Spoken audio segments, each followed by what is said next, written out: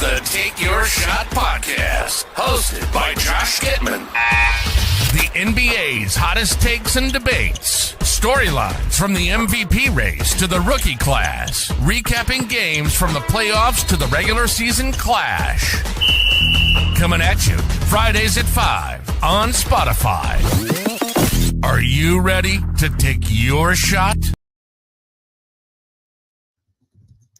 Ladies and gentlemen, basketball fanatics around the globe, welcome to a special edition of the Take Your Shot podcast, where we are diving headfirst into the most sizzling topic of the NBA today, the trade deadline. That's right, folks. The NBA trade deadline is upon us. We've got 2 hours and counting, and the league is about to witness some shifts in team directions.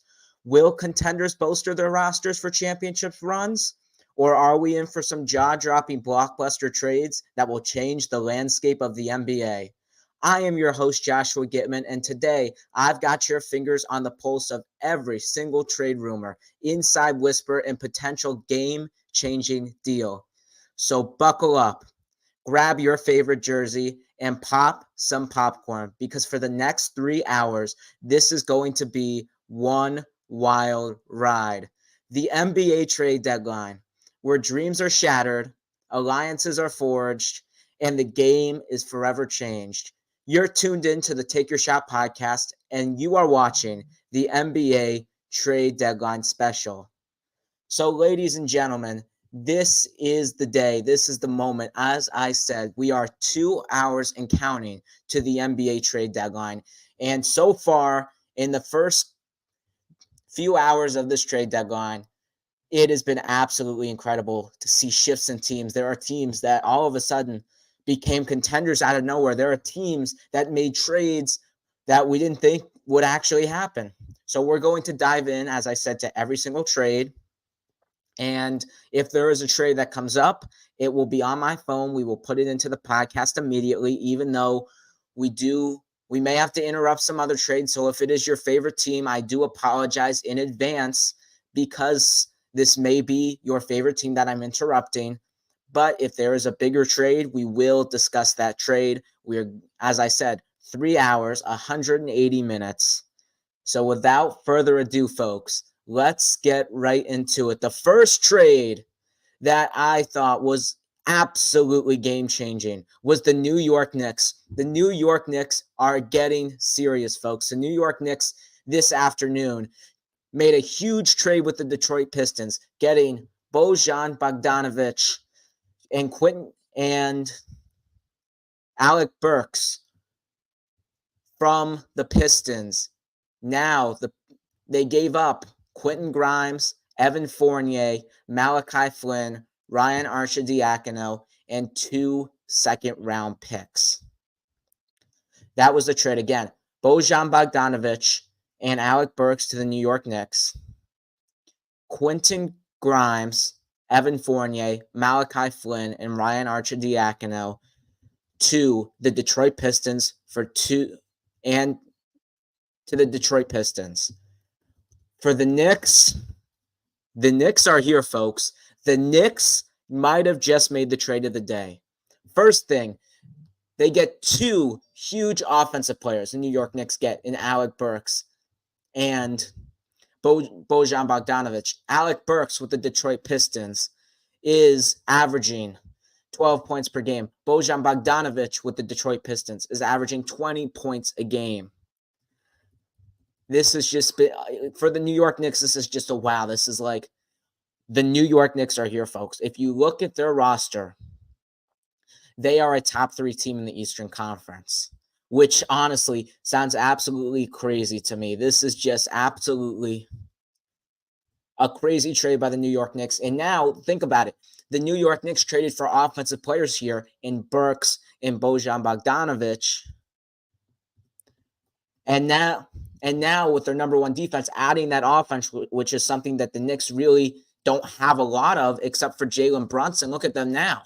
Now they've got both the offensive efficiency and defensive efficiency. I don't know for the New York Knicks what their rotation is going to exactly be. But what I do know is that team now, very deep and scary. Quentin Grimes is somebody that I really like for the Knicks. I know they weren't really high on him. That's why they put him in the trades.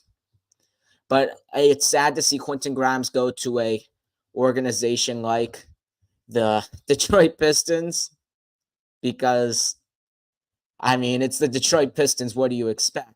I mean, they are just poverty right now. But Quentin Grimes, the good thing about Quentin Grimes getting traded to the Pistons is he will now finally get an opportunity to actually play for a team, get production, get the minutes he deserves, instead of being a bench player for a New York Knicks team that, yes, we are going to officially call a contending team.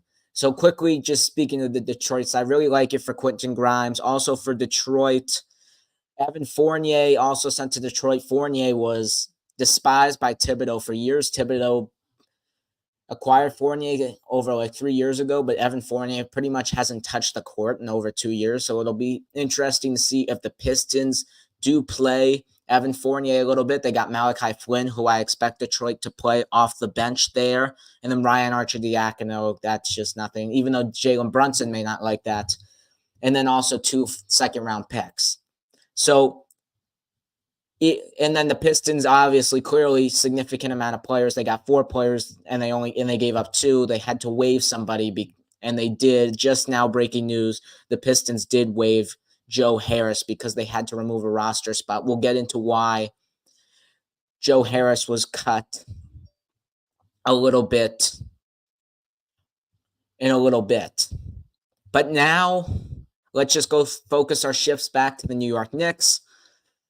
If I'm looking at the state of the Eastern Conference right now, and I'm looking, and I got the Celtics, the Bucks, Sixers, Heat, Cavs, yourselves, I would say those are the only 6 teams that can possibly contend to win the Eastern Conference, for say. That's a fair statement. Pacers, I know they got Siakam, Halliburton, but I really just don't think there's any shot that the Pacers are going to win. And the Magic are a young up-and-coming team.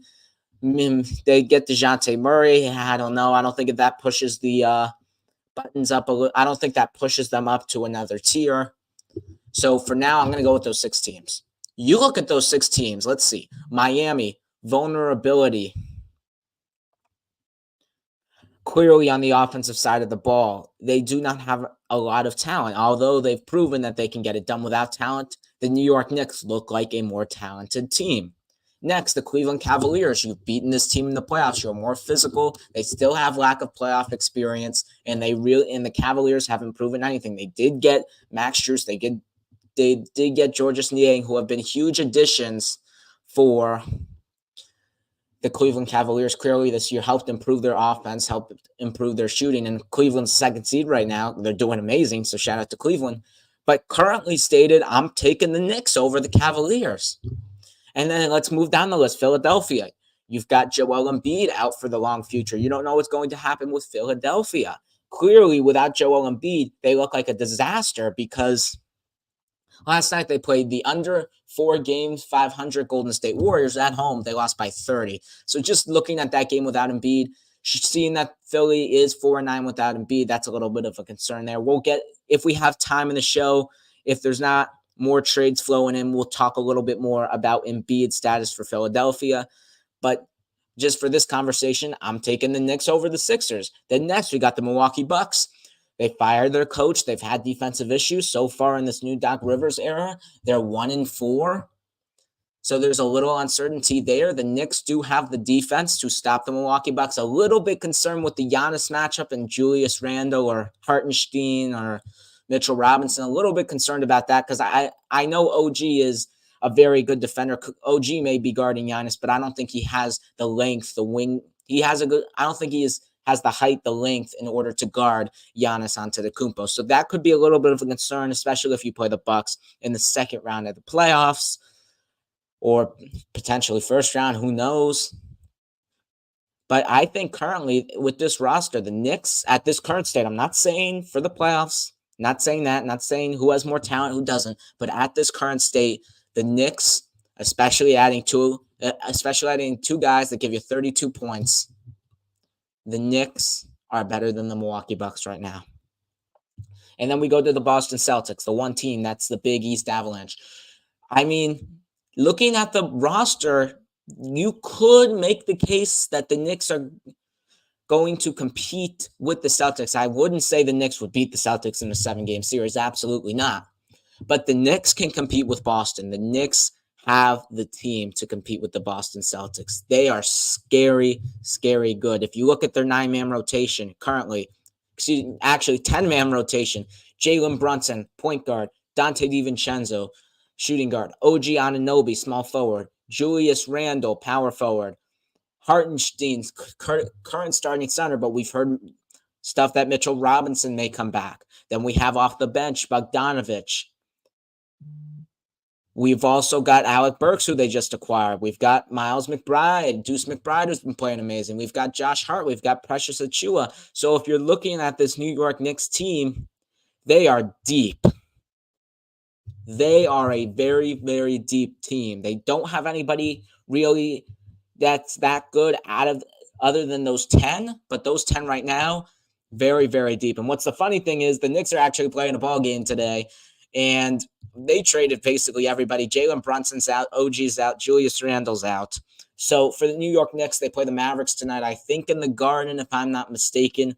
I do believe that the New York Knicks will lose that game because they've got like 7 players. I don't know. They got DiVincenzo, Jericho Sims, Jacob Toppin, and then boys, Josh Hart. I mean, if you're in New York, you're going to get 7 guys you're going to go. So you're basically giving up a loss with this trade. But at the end of the day, a loss is nothing when you've got an extra 32 points per game on offense. When Grimes was only getting like 8 points a game, you will see a difference in the Knicks offense. And if you'd see that difference in the Knicks offense with the defense they play, watch out. I'm a little bit concerned with the Knicks of Thibodeau.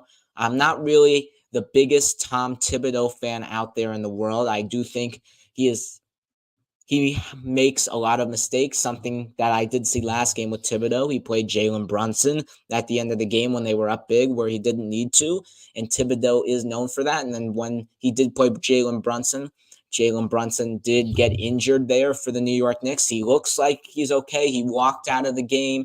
He was not wearing a boot. So for the New York Knicks, he looks like he's going to be okay. He will be out today, but it doesn't look like it will be a long-term injury. But that's scary if you're Thibodeau. If you're the Knicks, because you know Thibodeau has the history there with doing that. Because remember, 2012, Derrick Rose, MVP. You're basically up by 15 against Philly with less than 2 minutes to go in a playoff game. You're playing Derrick Rose. He gets injured, and his career is never the same. And Derrick Rose right now is sitting on the bench of a 16 and I don't know what Memphis Grizzlies team, currently injured. So Thibodeau, I wouldn't say ruined Derrick Rose's career, but altered Derrick Rose's career in a significant way because Derrick Rose was playing at an all-elite level. So I'm a little concerned with Thibodeau relying too much on his starters, but I think now with this elevated bench, he'll lean more toward the bench, which will give, especially that new offense, as I said, which will eventually give relief to Jalen Brunson. So he will have more energy. He will have more stamina. He will be more prepared for the NBA playoffs. So I really do think this is an amazing trade for the New York Knicks. I absolutely love it. I think currently, as I just said, they are right now the second best team in the Eastern Conference. And I'm just looking at it right now. I can just imagine, like, you've got you've already had Burks in your system, and now you're seeing Bogdanovich on a real team once again. Again, we don't expect Bogdanovich and Burks to be scoring 20 and 12 as they did with the Pistons because, it's the Detroit Pistons, and they are the worst basketball franchise currently in the league today. But they did get a nice win against the Kings last night without Cade Cunningham, which for some reason, they're 4-6 without Cade Cunningham, but like 3-37. I don't even know what the record is with Cade Cunningham. So that's actually quite funny. They beat the Kings at full strength on the road. So that was pretty impressive. The Pistons are up to 7 wins. So maybe maybe Detroit. They won't be the worst team of all time here. But for now, they're still the worst team in the NBA, but they have won 2 out of their last 6 games. So Detroit basketball, and we've got a few more trades with Detroit that we're going to talk about a little bit more in our show today. But going back to the conversation, yes, we don't expect Burks and Bogdanovich to score as much. But the fact that we're getting offensive threats, the fact that they only gave up 2 second-round picks, not even a first. I expected Bogdanovich would go to first for at least a first. There were some reports at the beginning of the season at the trade deadline that Bogdanovich could potentially go for 2 first-round picks. 2, and the Knicks only gave up 2 second-round picks. So for me, grading the trade, the New York Knicks absolutely got a bargain on this trade. I know Bogdanovich is on an expiring contract, but if he likes the system of New York, he could potentially re-sign. Honestly, anything's better than Detroit, so he may just find it. He's in a much better situation than he was stuck in for 1.5 seasons in Detroit and may re-sign. Burks has been in the Knicks system. As long as I think everything goes good for him, there's no internal conflicts, I think he will also re-sign with the New York Knicks. And then something else with their offense, something that's important. The New York Knicks aren't the best three-point shooting team. Those guys, Bogdanovich and Alec Burks, are both over 40% free throw shooters, which is absolutely huge for the New York Knicks because that really... Shout out 6th period Miss Gitman's class. Shout out. This is really, really huge for the New York Knicks. Okay, moving on. Breaking news. We just had a trade that came out literally like 5 minutes ago. PJ Washington has been traded to the Dallas Mavericks for Grant Williams, Seth Curry, and a first-round pick. PJ Washington, the current Charlotte Hornet player who has been absolutely balling out in the past few seasons for Charlotte, finally gets to get out of that disgusting and terrible organization in Charlotte. Not to take it out on Charlotte, but the Hornets have been absolutely terrible. PJ Washington this season has averaged 14 points per game for the Charlotte Hornets. He's had his ups and downs. He's been coming off the bench for Charlotte as a 6-man role, but clearly, as we discussed after the Terry Rozier trade, Charlotte is now... Let's just say Charlotte is now going in a different direction. You can clearly see they're finally realizing that it is time to sell, get as much draft capital as possible. So for the Charlotte's perspective on this trade, I absolutely love it. I do think they got a decent amount of assets back for PJ Washington, who is not like this, oh my God, like above average. Like he's an above average player, but like he's not this, oh my God, let's get a lot of assets for him. He is young. He still has a lot of potential. But to get a first-round picks along with Grant Williams, who can help that team, he can help that team in Charlotte. Seth Curry, I think he's just going to be on the roster. Could look for Seth Curry in a buyout. But at the end of the day, the fact that Charlotte got a first-round pick was something that really, really is important because, I mean, the rebuild for Charlotte clearly hasn't worked. And it was time for them to move to a different direction. As I said, they got new ownership. Michael Jordan not with the team anymore. Mitch Kupchak and the new owners look to go to a different direction. I did expect Miles Bridges to be traded for the Charlotte Hornets, but unfortunately, it looks like Miles Bridges is going to waive his no trade clause on every single trade. So it doesn't look like that Miles Bridges is going to be traded. So Charlotte, I think, today has finally done their moves. They traded Washington, and we're going to get into another trade probably after this trade and talk about the other trade that Charlotte made today. Sorry, I'm just reporting. There's another breaking trade, but we'll get into that a little bit later for after this trade. Now, going to the Mavs side, PJ Washington, the offensive stretch four that Dallas desperately needed. Grant Williams was not really working with the Dallas Mavericks. It just really wasn't a good fit. Derek Lively pretty much stole the pretty much was the big guy that was Lively was this big guy that was basically basically the dominant guy, getting most of the minutes. Grant Williams really saw his minutes limited, and especially being in a situation in Boston last year where he wasn't getting the playing time that he thought would deserve.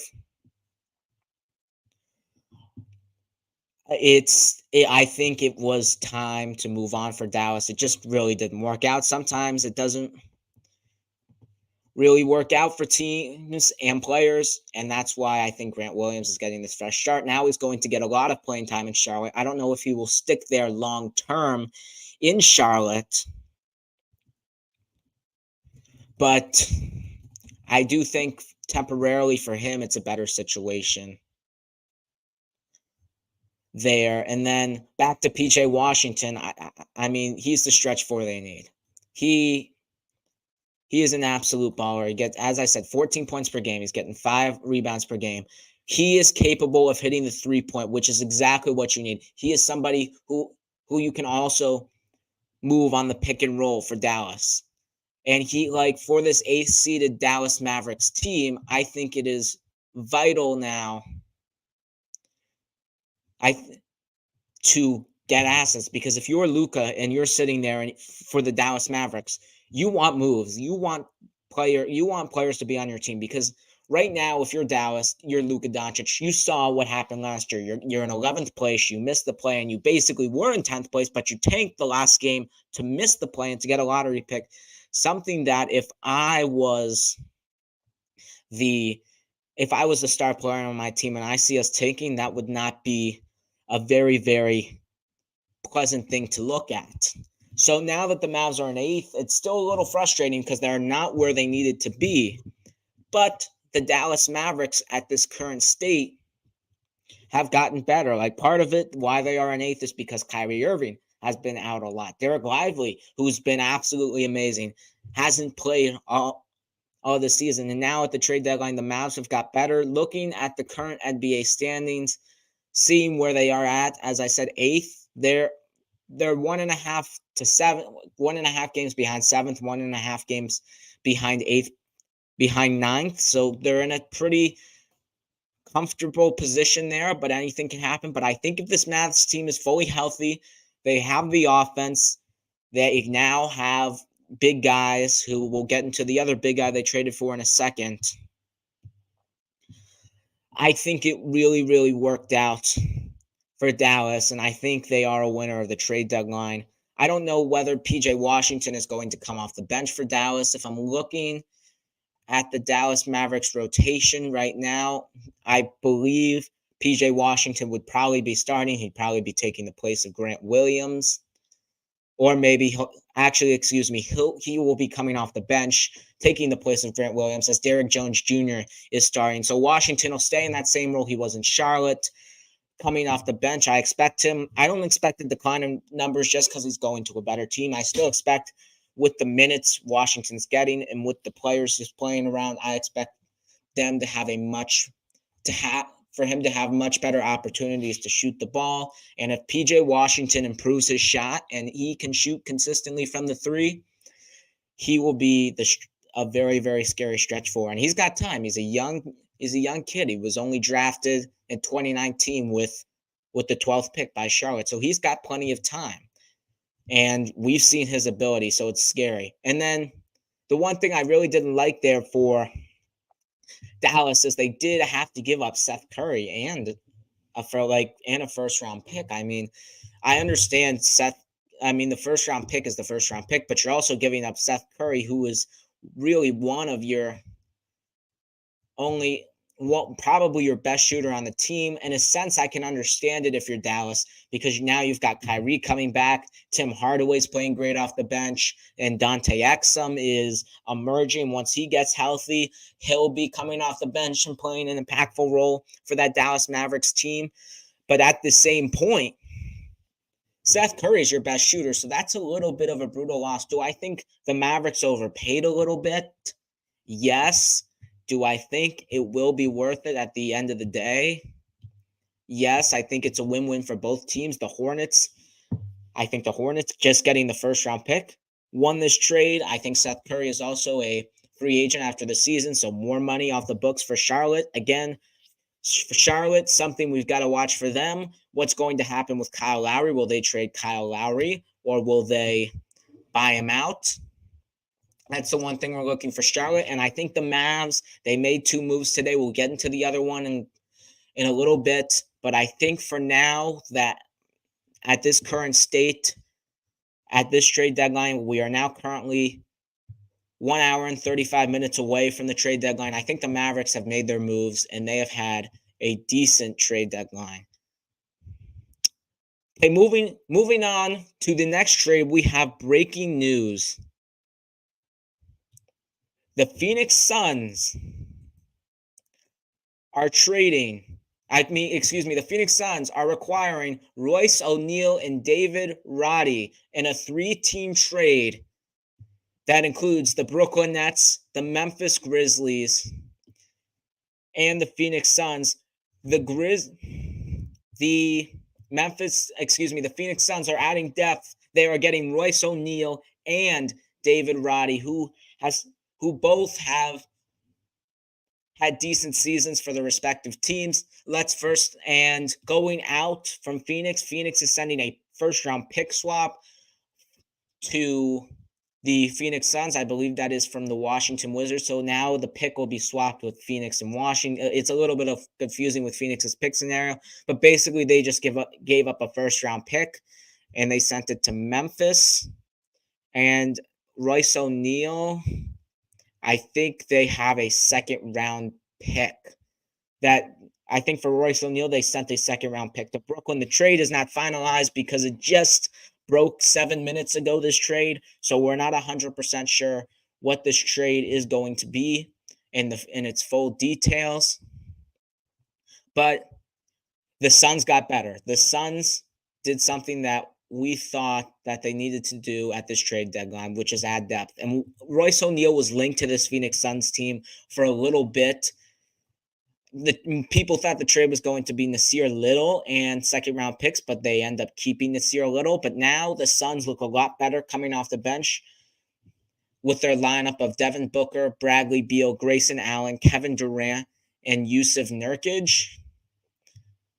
So they starting now off the bench, they've got Eric Gordon, Josh Okogie, Royce O'Neal, Drew Eubanks, and David Roddy. And then they're playing another point guard. Like, the Phoenix Suns just got better with their depth, and they're currently on the rise. They're the 5th seed in the West. The top 4 are basically all with each other. So other than the top 4, Phoenix and New Orleans are tied for 5th and 6th.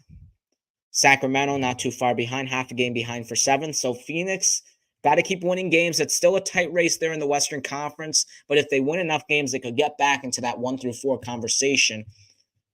And I believe they could, but they really put themselves in a hole to start the season. The Phoenix Suns did. They put themselves in a hole. They really struggled to start the season. They had a lot of injury problems. I remember in Halloween, they lost 2 straight games to the Phoenix Suns. 2 straight games to the San Antonio Spurs at home. So it was a struggle for Phoenix, but they've got their groove back. And now by getting Royce O'Neal, who hasn't really had I wouldn't say the worst season for the Brooklyn Nets. He's putting up 7.5 points per game. He's been there 1.5 years. He got traded there for a first-round pick. He hasn't really had the worst season for Brooklyn, but it has been a little bit of a down year, I would say, for Royce O'Neal in his career. I mean, he's still impactful on the defensive end. He's going to give you the 3-point shots, and I think he is a decent fit with the Phoenix Suns moving forward. So I think it worked out for Phoenix getting Royce O'Neal. And then for David Roddy being in that situation in Memphis, which has just been an absolute disaster. If you're looking at teams this year, Memphis is basically in a gap. Let's just call it a gap year because their team is just so injured. Like, everybody's injured on that team. I think they're playing like 7 guys a night. Like, nobody's available. They're playing all their 2-way guys. They're signing people to 10-day contracts. So it's a real disaster for the Memphis Grizzlies. So I don't really understand why they traded David Roddy. I understand the pick swap. It's nice to get a pick swap, but they really gave up on David Roddy, which is a little disappointing because I thought he showed a little bit of his potential in Memphis, but they gave up on him for a pick swap, which is interesting because remember they made that trade at a week ago they traded Steven Adams to get 3 second-round picks. So maybe they're loading up on draft picks. Who knows? Maybe Memphis is loading up on draft picks, not to rebuild, but to trade those draft picks and pick swaps to get another person to add to that Memphis Grizzlies core with Ja Morant, Jaren Jackson Jr., Desmond Bane, and who else? The question before we go back to Phoenix from Memphis is, will the Memphis Grizzlies make another move with Marcus Smart? Will Marcus Smart be on the table? Will Luke Kennard be on the table, the sharpshooter? Because teams are probably on the phone right now with an hour and a half left to go on the trade deadline, wondering if those guys are on the table, because both of those guys will make significant contributions to a championship contending team. So it's interesting how Memphis is acquiring draft picks. Maybe they want to trade those guys for more draft picks. Who knows? But those guys for the next hour and a half could be players who you could look out for. Now, going back to Phoenix and their championship aspirations, it's tough. It's a tough West. So I understand why Phoenix is giving up basically all the draft capital they have left, because they had barely any draft capital, and now they gave up a lot of basically something that they don't have a lot of draft capital to get Royce O'Neal. I think Royce O'Neal, if I'm not mistaken, he was on a 2-year deal when traded to Brooklyn. Now I think he's on an expiring contract. So it's a little bit of a risk for Phoenix. I do think they get their bird rights, if I'm not mistaken, for the Phoenix Suns. Yeah, they do get his bird rights. So that could be huge for Phoenix, especially since they are a second apron team. But was Royce O'Neal the move? Was it the move? I don't know. But what I do know is Phoenix doesn't have a lot of flexibility. So really, they're basically banking on, let's just go all in. Let's just give everything up this season and go for it this year. And it's going to be tough for Phoenix. They've got 4 tough teams ahead of them, and they've got some dangerous loomers behind them. Like currently, I'm still taking the Nuggets and the Clippers over the Suns. I'd put the Suns in a 3rd place position with the Thunder and the Timberwolves not trailing too far behind. And you never know if the Lakers will figure things out. They're on a winning streak. You've got Luka Doncic and the Mavericks. You've got the explosive offensive Kings. So this Western Conference is very, very tough for Phoenix. So it's a little bit tough to give up one of your last assets to go all in. But at the end of the day, what can you do? You're a second apron team. You don't really have a lot of flexibility. You can't do anything in the buyout market because you don't have your mid-level exception, and other teams who may want a decent point guard or something. Like, I'm just going to throw out Kyle Lowry. He may want the mid-level exception, and teams are willing to give him that, but Phoenix is not. So like they can't compete in the buyout market, unlike so the one thing they had to do was make a trade giving up their draft capital, and that's it. They gave up a pick swap. They gave up 2nd-round picks. So at the end of the day, I hope it's worth it for Phoenix, because I know Royce O'Neal is happy getting out of Brooklyn because it wasn't really a good fit for him. David Roddy, I really don't like that for his development. He is with a good player in Durant for him to be mentored by, but I don't like it for his development. I think he had a better opportunity of playing on Memphis, and I don't really understand why Memphis would trade him, because I thought he was nice. I thought they maybe give up like a Luke Kennard, somebody like that, but I guess that works for them. And let's see how Phoenix does with Royce O'Neal. I expect Royce O'Neal that he's at 8 points per game. Maybe expect that to be the same, maybe potentially a little bit higher on this Phoenix team, getting a little bit more playing time. But honestly, who knows? Who knows with the Phoenix Suns, because it's injury central. You've got players coming in and out. You've got change in bench lineups every single day. So it's interesting for the Phoenix Suns. They're going to be an interesting team to watch and an interesting team to look at. Okay, moving on. We just had this trade 30 minutes ago one of the most recent trades, Dennis Schroeder is being traded to the Brooklyn Nets in a swap for Spencer Dinwiddie. Thaddeus Young also will go to the Nets with Dennis Schroeder. But the main thing of the trade is Dennis Schroeder is going to Brooklyn. Spencer Dinwiddie's going to Toronto. Let's start with Spencer Dinwiddie and Toronto's perspective on this. Spencer Dinwiddie is on an expiring contract. Spencer Dinwiddie really wasn't fitting in well to the Nets system. They have Cam Thomas now.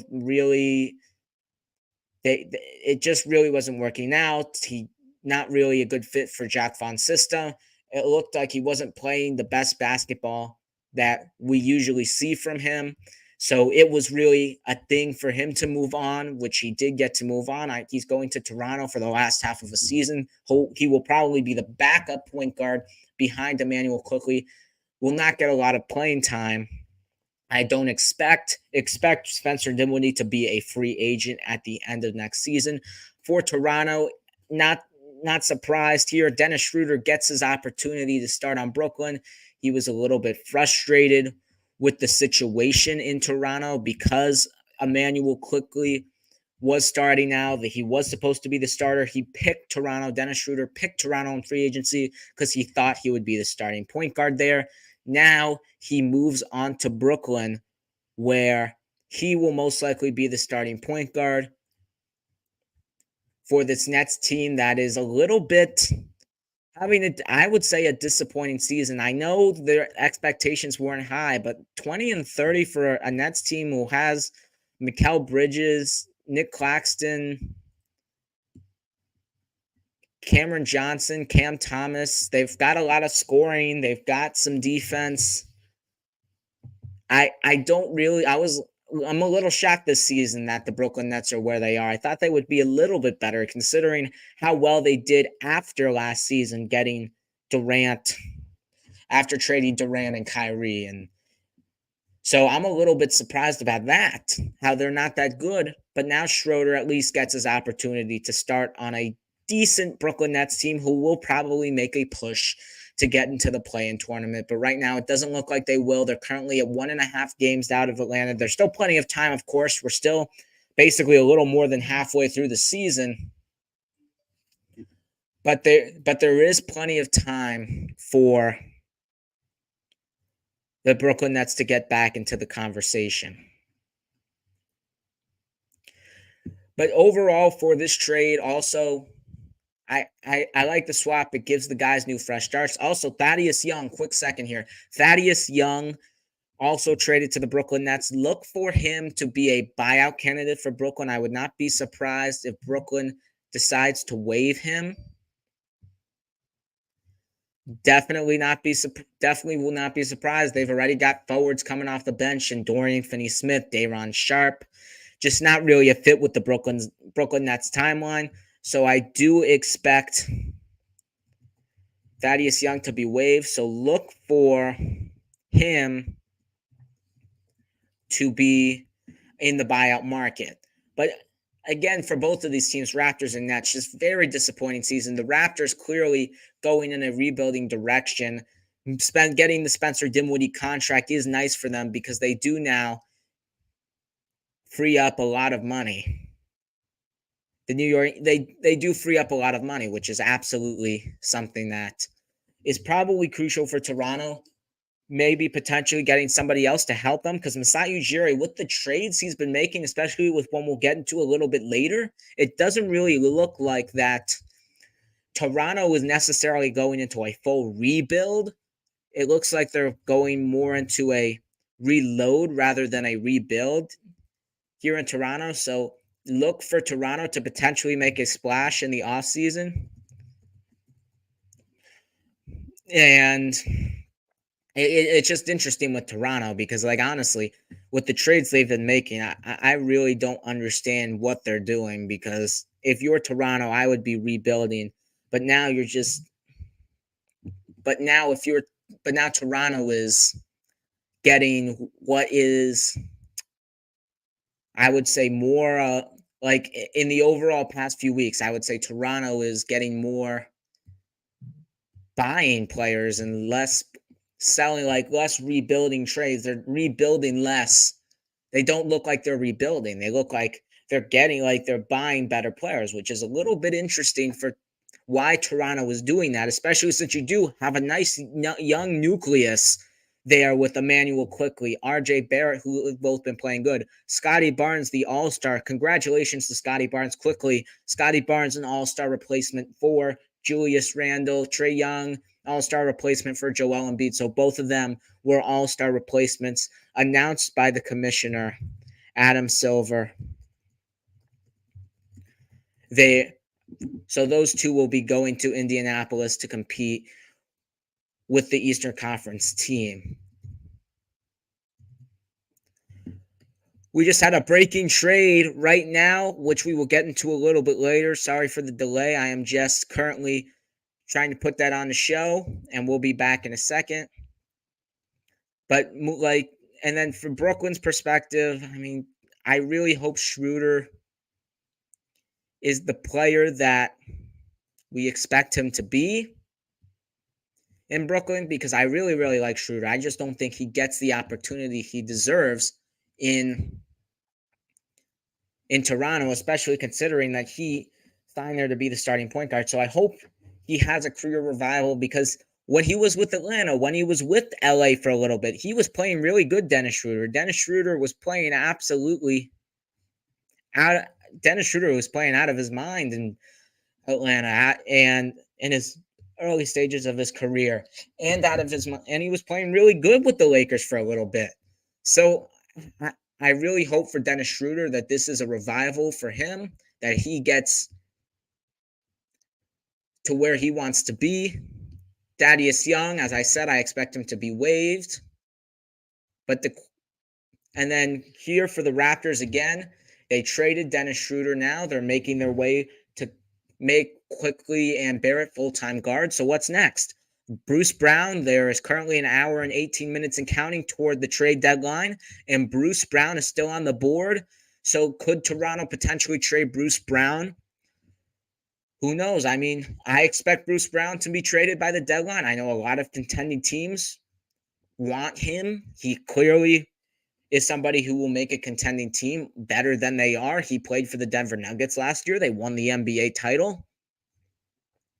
So he is a very good player. And if you're Toronto and I'm looking at Bruce Brown, like, get a first-round pick, cash out, get your assets for Bruce Brown, because who knows, especially if you keep him on this miserable Toronto team, his value may depreciate over this next half season before we get into the offseason, not increase, unless he has especially since you're holding him back behind players who are probably better than him, as I said, Quickley and Barrett, but Bruce Brown is probably at his peak in value. So I would try to get a first-round pick. If a team's offering a first-round pick, I would go get it if I'm Toronto. So Toronto, I think, still going to do that in the next hour and 20 minutes.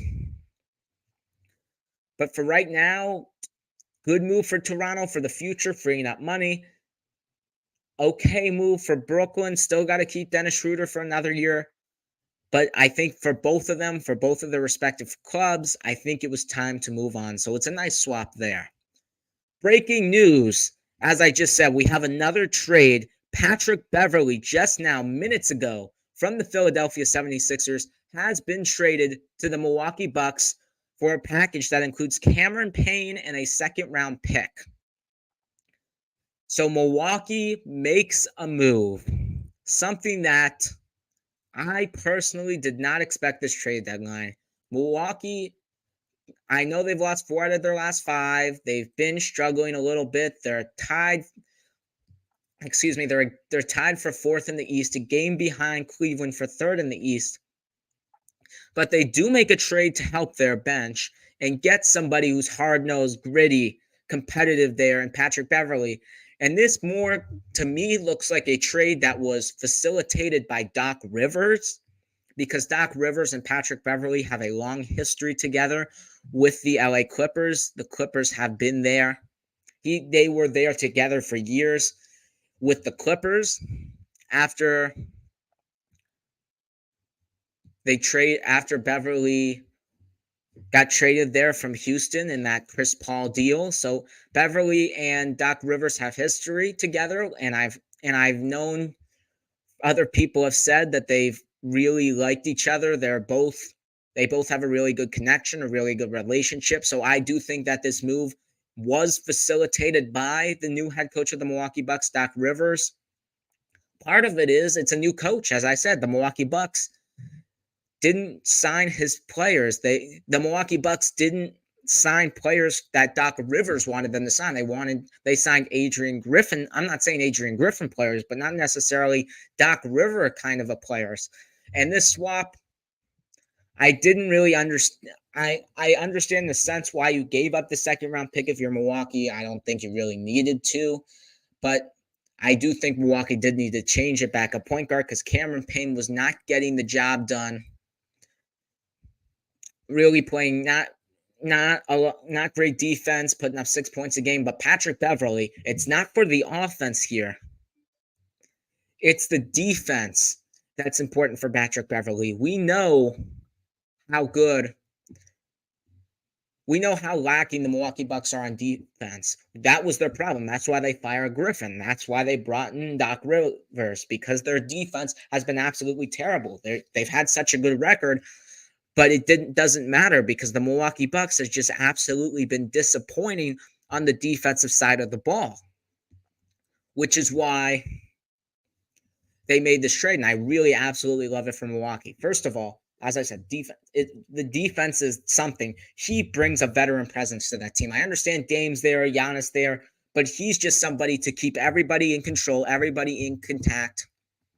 He is someone that will bring that locker room together. And the funny thing is, Patrick Beverley has been traded every single every single year. I feel like now Patrick Beverley's getting traded, and now he's moving from team to team to team. It's like I feel like he was just in LA, and now he went from LA to Chicago to Philadelphia. Now he's in Milwaukee. So Patrick Beverley's getting moved around a lot, but I think he will be a huge pickup for the Milwaukee Bucks and their title aspirations.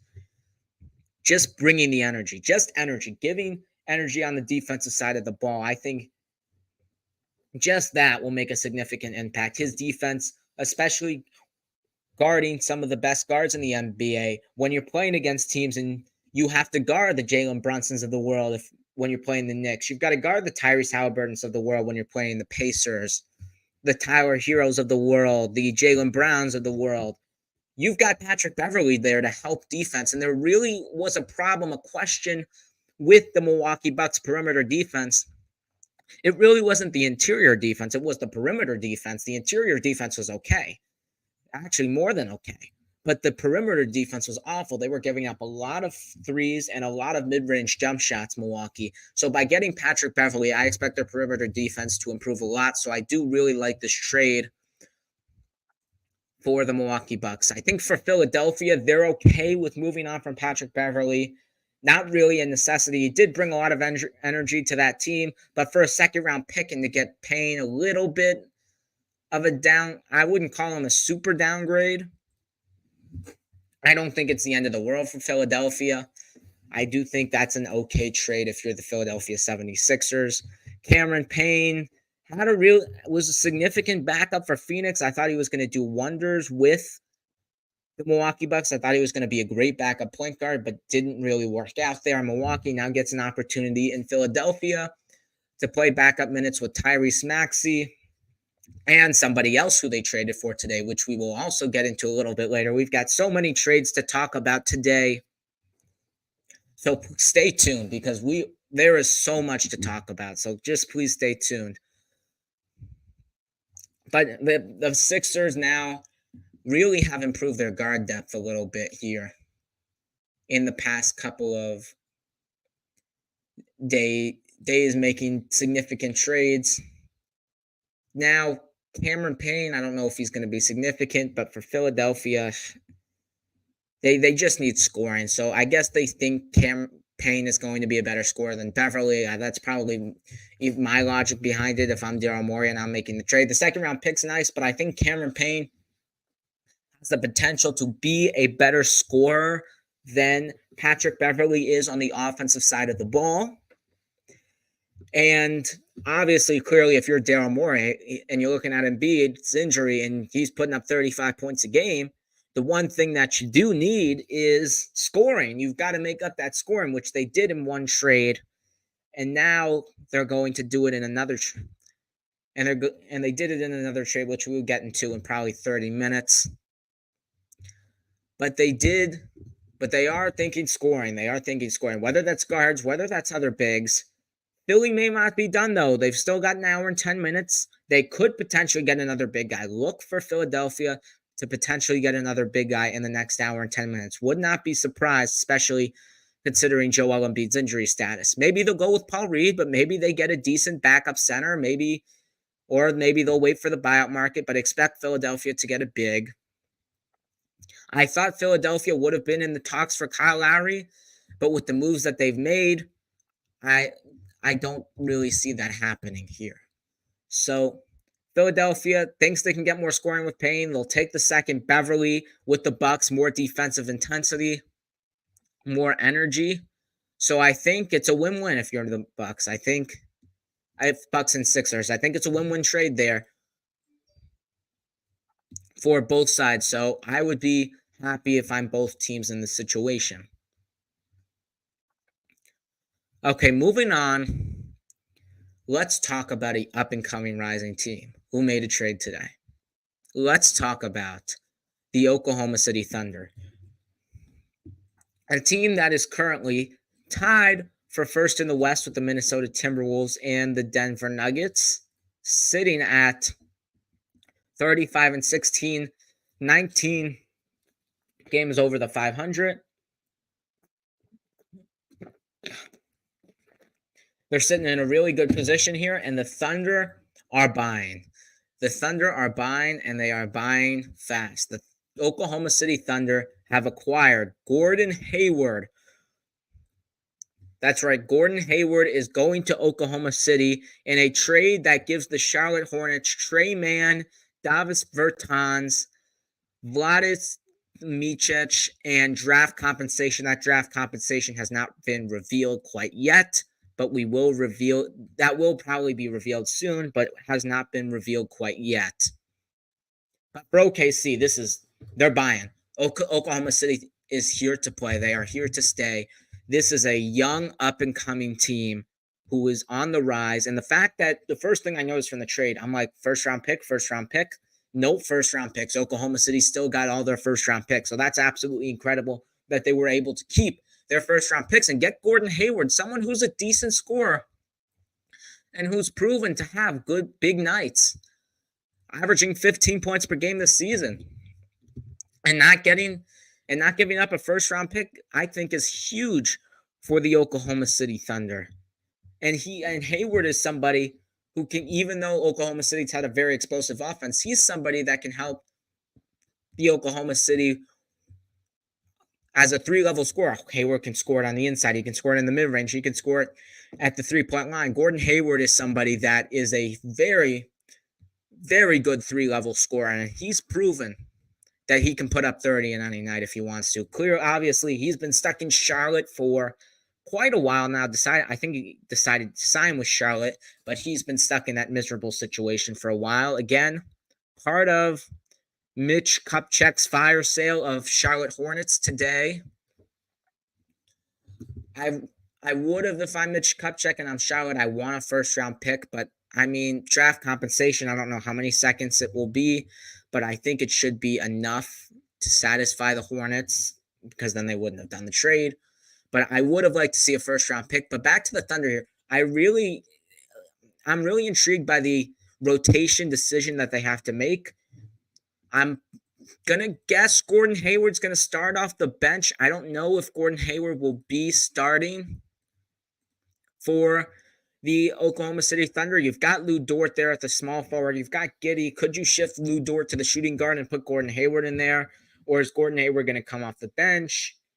Or is Lou Dort going to come off the bench? I think for the future, at the start of this at least, probably I believe the rest of the season, Gordon Hayward will probably come off the bench for Oklahoma City, give them that scoring punch off the bench, be part of that second unit, because honestly, even though for how good Oklahoma City has done, they really don't have a good second unit, and Gordon Hayward just added to that second unit now with Cason Wallace, Isaiah Jones, Aaron Wiggins, and Jalen Williams, along with Gordon Hayward in that second unit. So now the second unit looks a lot better than it was before. And they also got rid of Bertans, who was on a multi-year contract and not on a good contract. I know Hayward's not on the best contract either, but the fact that they got rid of Bertans for someone that can actually contribute to a championship contending team is also huge for the Oklahoma City Thunder. And now, if I'm looking at OKC Memphis,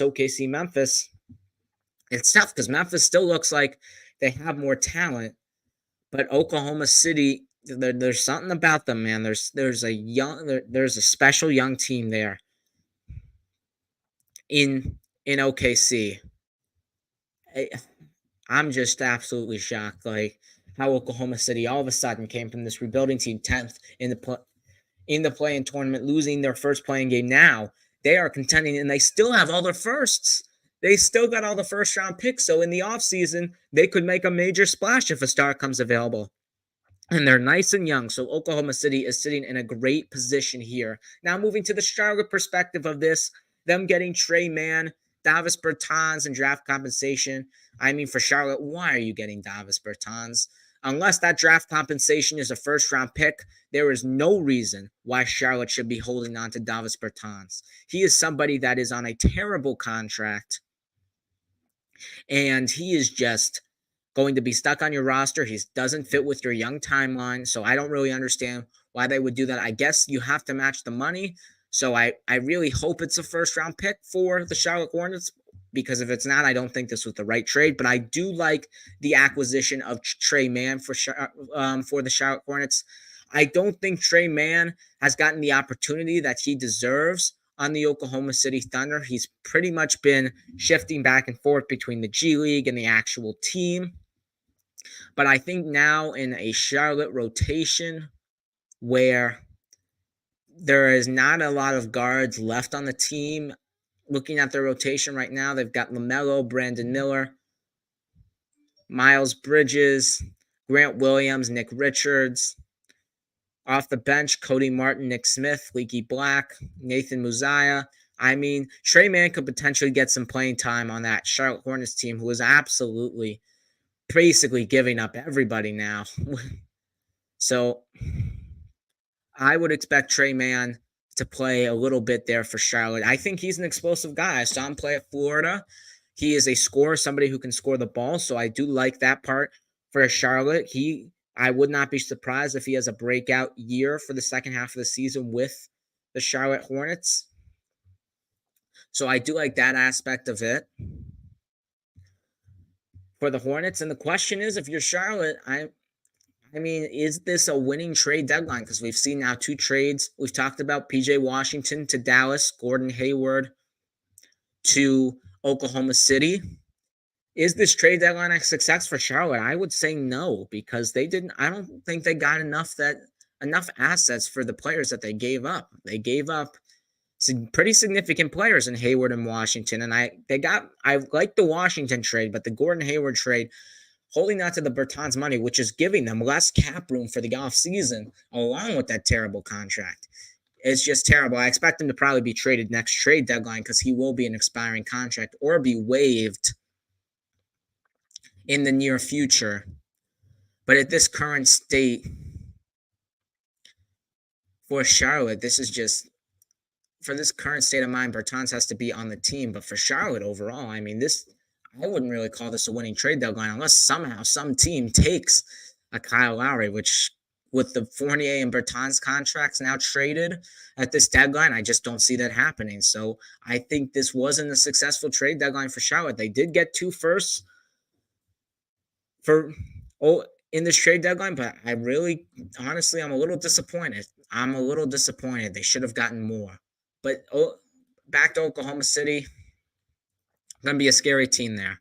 Going to be a scary team for a very long time. So look out for the Oklahoma City Thunder, man. I would call them 4th in the West right now. Let's just put it at that. 4th in the West. We'll call it Denver, Clipper, no particular order here. Denver, Clippers, then I go Phoenix after that. Denver Clippers, you can swap. I don't know yet who I'm going to pick there. Suns are right below them. And then after that, you've got Oklahoma City, Minnesota. And I would probably take Oklahoma City to be that fourth team in the West if I had to pick 4 teams to go to the second round. Those could be my 4 teams right there. So just shout out to Oklahoma City, man. They're an exciting team to watch, and they are going to continue to be an exciting team to watch. Okay, breaking news that just happened. This is not a trade, but it is something significant that I thought would not happen.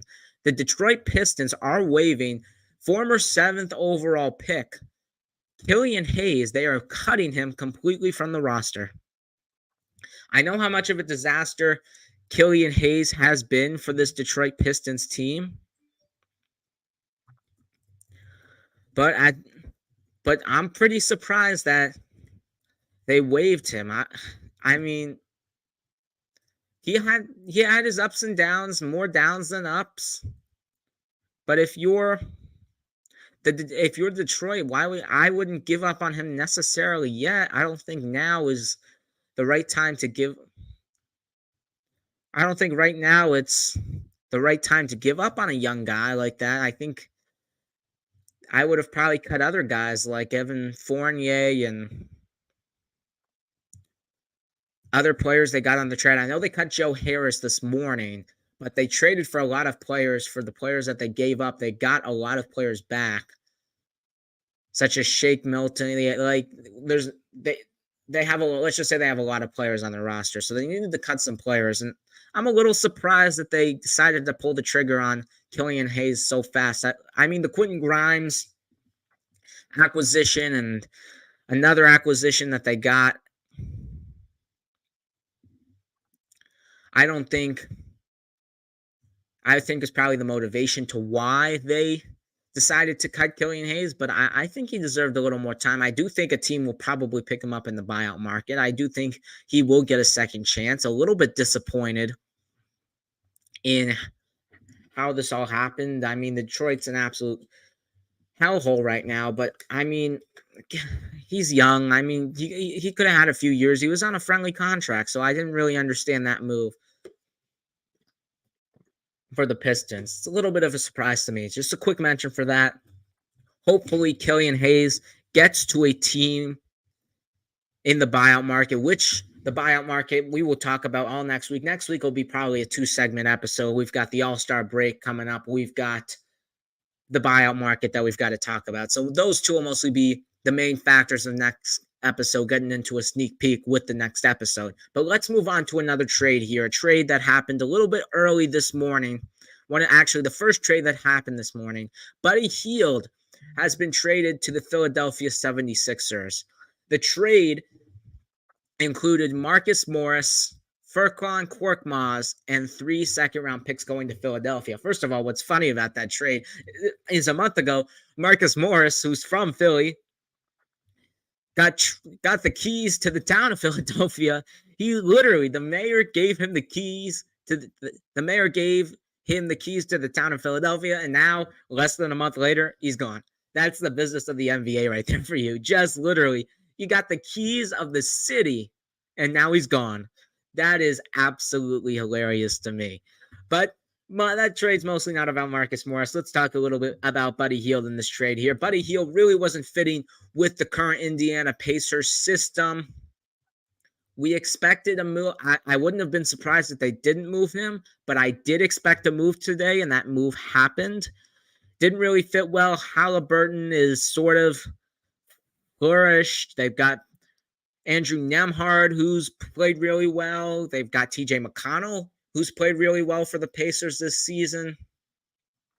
So I'm not surprised at all that the Indiana Pacers decided to move on from Buddy Hield. The Pacers did get back Morris, as I said. He can play. He may play for the Pacers team. I don't know if the rotation is quite set yet. I mean, off the bench, they've got McConnell, Nembhard, Benedict Mathurin, Obi Toppin, and Jalen Smith. Could potentially play. Probably not going to play a lot. Maybe every other day, every other game. Depends on who's out for Indiana. But he can be a nice veteran there, nice locker room presence there for the Indiana Pacers. He's been traded twice this year already, from the Clippers for the James Harden deal, and now traded to the Indiana Pacers for Buddy Hield. And then also they got back Furkan Korkmaz. Don't really expect a lot out of him. Hasn't really played for Philadelphia in 2 years. I remember he requested a trade from Philadelphia last year, which never got accepted, but now he gets his wish and he's out of Philadelphia. So he's finally going to be not on that team. So I mean, like, people were making fun of Korkmaz last year because they were like, what bench warmer requests a trade? We never see a bench warmer request a trade, which he did. But now it looks like Indiana's got their set 9-man rotation. They've got Halliburton, Nembhard, Nesmith, Siakam, Miles Turner, TJ McCollum, Benedict Mathurin, Obi Toppin, and Jalen Smith. They're going to roll with that probably for the foreseeable future and probably through the playoffs, depending how far they get. They're currently sitting at the 6th seed, a game ahead of Miami of that first play-in spot. So they're not in a comfortable position. They've got some work to do.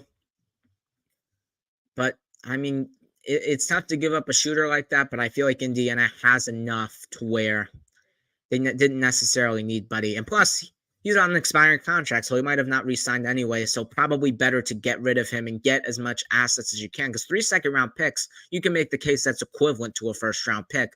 So nice trade for Indiana there. I didn't think the return was necessarily terrible.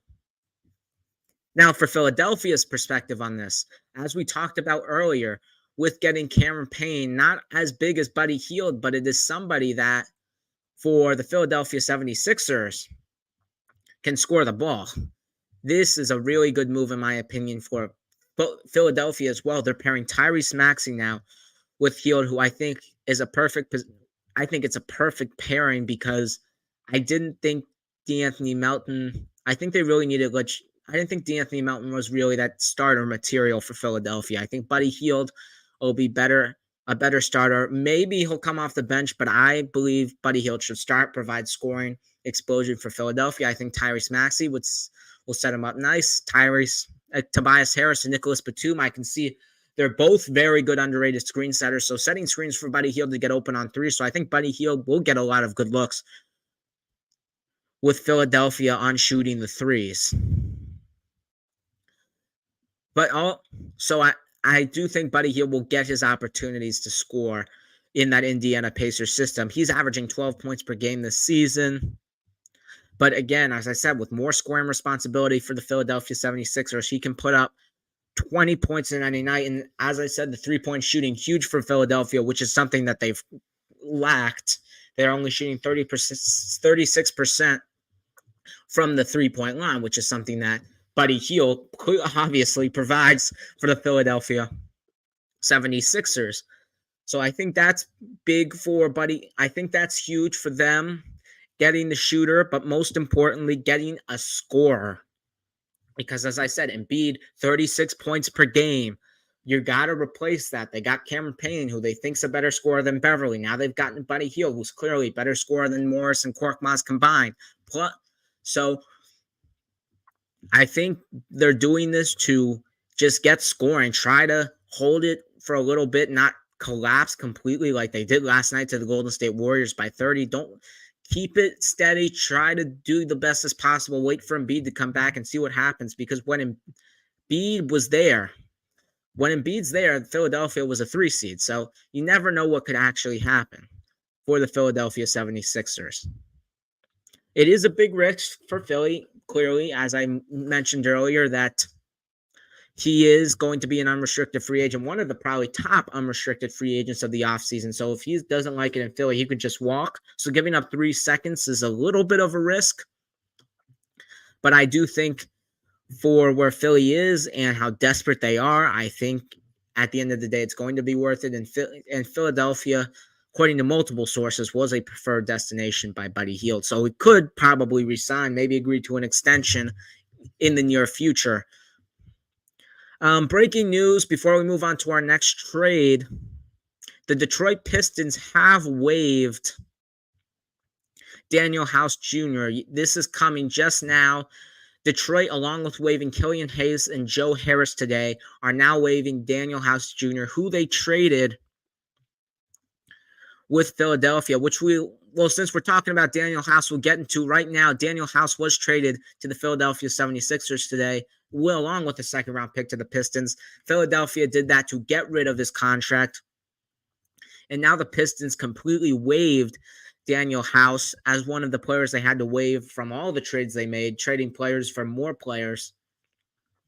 He was somebody that they had to waive. So I'm not surprised at all that Daniel House was waived here. This trade was mostly a Philadelphia trade to free up money, but Daniel House was waived by the Pistons today. But for Philadelphia's aspect of this is huge because this puts them under the second apron. This frees some money because if you look at the buyout market right now, even though I said earlier that they may not get Kyle Lowry, they could get somebody else with a mid-level exception. So Philly will probably be making a move in the buyout market.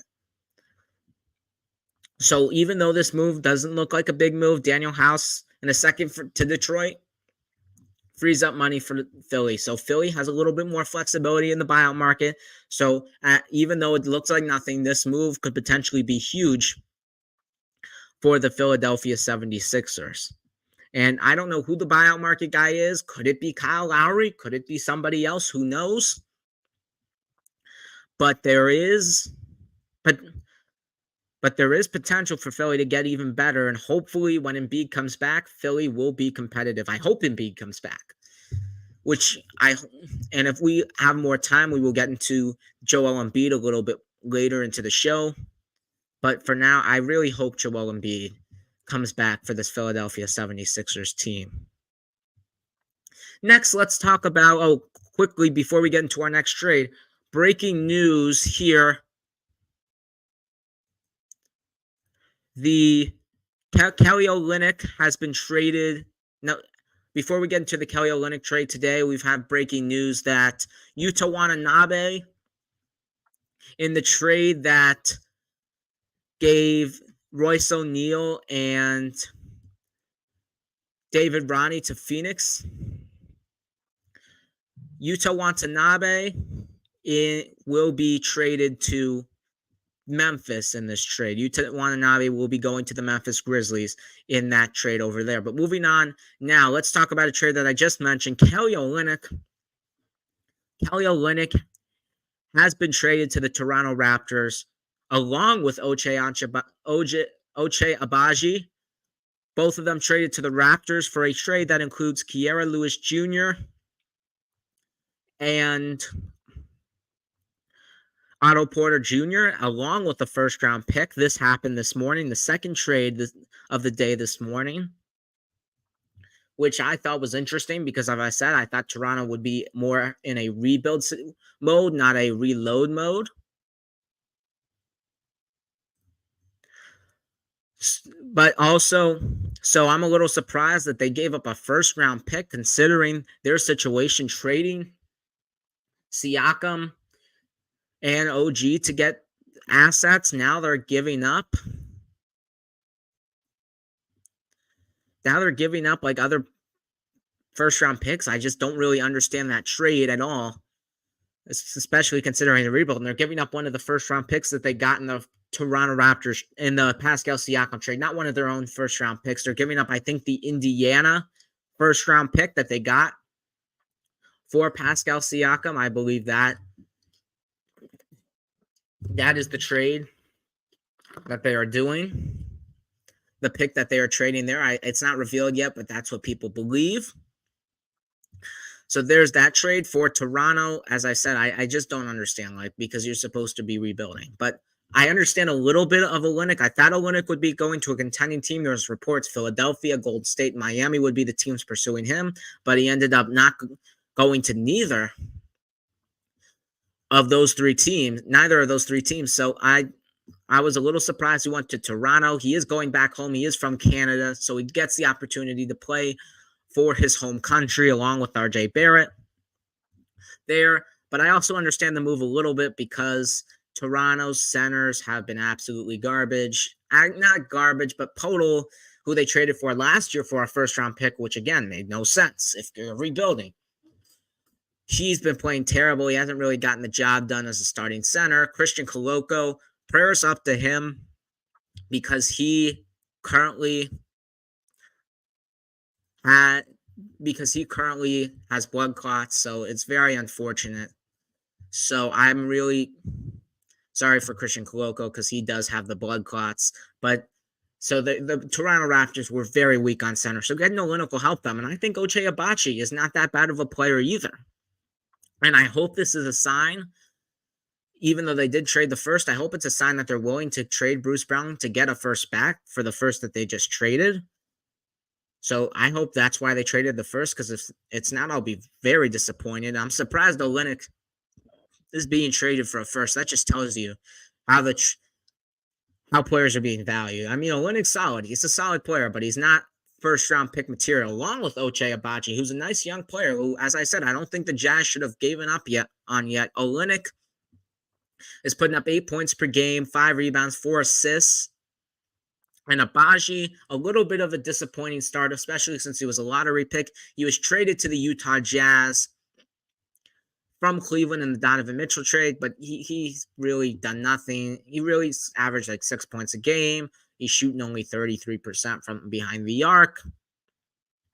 I still think Utah should have held on to him, but again, a first-round pick is a first-round pick, and Utah, just like Oklahoma City did, is now stacking up first-round picks, so I'm not mad at that because you can clearly see that the Oklahoma City strategy has been working. So I'm not really mad that the Utah Jazz did this trade. Not really disappointed at all in that. But for Utah, getting Otto Porter, getting Kira Lewis is a nice young guy.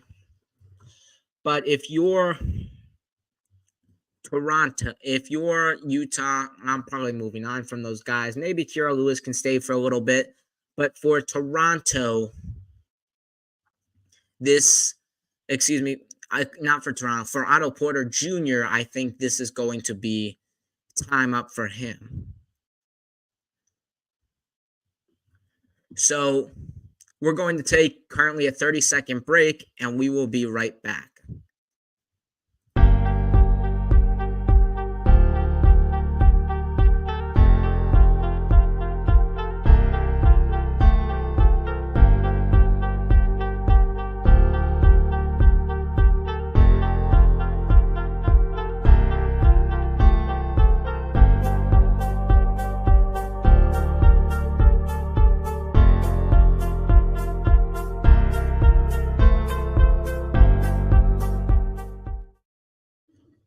Welcome back to the Take Your Shot podcast, where we are going to continue exploring trades here at the trade deadline. Continuing on, I had to take a 30-second break there. Continuing on with Kelly Olynyk and Ochai Agbaji, the trade that sent them to Toronto. Kira Lewis and Otto Porter and a first to Utah. I think Otto Porter will move on from the Utah Jazz after the season. I hope Otto Porter gets waived and gets to go to a contending team in the buyout market. So we'll see if he gets waived by Utah. That decision will probably be pending as soon as possible there. Now, that's for that trade. But moving on, I've heard reports going back to the Daniel House situation here for a quick second. There have been reports that Daniel House will be expected to be suited by multiple NBA contenders. That's right, multiple NBA contenders. According to Shams, multiple contenders will want to pursue Daniel House in the buyout market. So quickly going back to there before we transition into our next trade. Okay, our next trade. Here we go. Our next trade happened this morning. And it was a trade that sent Daniel Gafford, the Washington Wizards center, to the Dallas Mavericks in exchange for Richaun Holmes and draft compensation that has not been revealed yet at the current time. Washington here, gave up on Gafford, who's had a solid season for the Washington Wizards. He's averaged 11 points per game, playing really, really good, playing his best basketball since he had Russell Westbrook along with him. So I was a little bit, if you're looking at the Raptors state, I hope that draft compensation is a first-round pick, because looking at the Wizards centers, they could go small and play Marvin Bagley at the center, and Richaun Holmes can be the backup there. I'm expecting them to do that if they're just going to give up on Gafford, but I really do hope that that's a first-round pick that they're getting for Gafford, because Gafford was probably, honestly, their most consistent and most efficient player. No targets there to Jordan Poole or Kyle Kuzma, but definitely most efficient player for sure down there in Washington. But now they move him for Richaun Holmes. So I'm assuming Marvin Bagley, especially the way he has been playing with the Washington Wizards. Marvin Bagley hasn't really done that bad with Washington. So it makes sense that Washington's going to commit to him to be the big guy. I don't really think Marvin Bagley's a center. I think he's more of a stretch four than a center, but I guess Washington's going to try new approaches. There, Richaun Holmes probably not going to be in Washington's long-term future. He was the Kings center, but basically been a bench warmer for the Mavs this year, but probably will get some playing time in Washington. I hope that he gets a decent opportunity there, but this trade's probably mostly for the draft compensation. And you better believe that's a first-round pick, because if Washington just gave up Gafford like that, that's going to be a big disappointment there. And quickly, before we move on to the Dallas perspective of this, we are 38 minutes now and counting to the NBA trade deadline. We are 38 minutes. How many more trades are going to be made? Who knows? We currently have 1, 2, 3, 4, 5, 6, 7, 8, 9, 10, 11, 12, 13. We currently have 13 trades that happen at the trade deadline. Hopefully there's a few more surprises. I hope another star gets traded like a DeJounte Murray or DeMar DeRozan. Most likely not going to happen, but we'll see what happens, because people are still on the phone. This trade deadline is definitely not over quite yet. But now to the Mavericks perspective for this. They're getting a nice center there in Daniel Gafford, a nice offensive center after getting a defensive center in Derek Lively in the draft. Now the Dallas Mavericks are getting the opportunity to have an offensive center who I think will work very well in the pick and roll with Luka Doncic. He's a nice guy to have off the bench. I'm assuming they're going to have him off the bench now that with PJ Washington, Derek Jones being the starter. But now if you look at this Dallas team, it looks nice. If you look at that rotation, you've got Luka, Kyrie, Josh Green, Derek Jones, Derek Lively off the bench, Tim Hardaway, Dante Exum, PJ Washington, and Daniel Gafford. That's not a bad team there for Dallas. I think Dallas is a winner of the trade deadline. I think they've made significant upgrades. I think they made the upgrades that they've needed to in order to have a shot winning a playoff series or two. I don't think they're enough to win a title, but I think they can make some noise in the Western Conference. I think they have won the trade deadline. I think they gave up a little bit too much for PJ Washington, but I do think that Daniel Gafford trade, especially if it's not a first-round pick, it's a bargain, because if Dallas gave up 2 first-round picks, I don't think it would have been worth it. But for now, it looks like an absolute bargain for the Dallas Mavericks. Now, as I said, the bench is the Mavericks' weak point, so they've improved on that, which is very, very nice for Dallas. I think that Gafford overall is a very underrated center,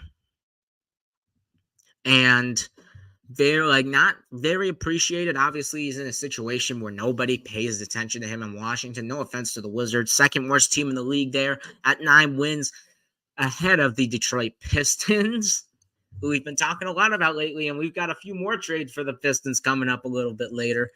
But Washington has been the second worst team, so not really noticeable for Daniel Gafford. But I do think that pick and roll with Luka Doncic will be nice. He's a very good screener.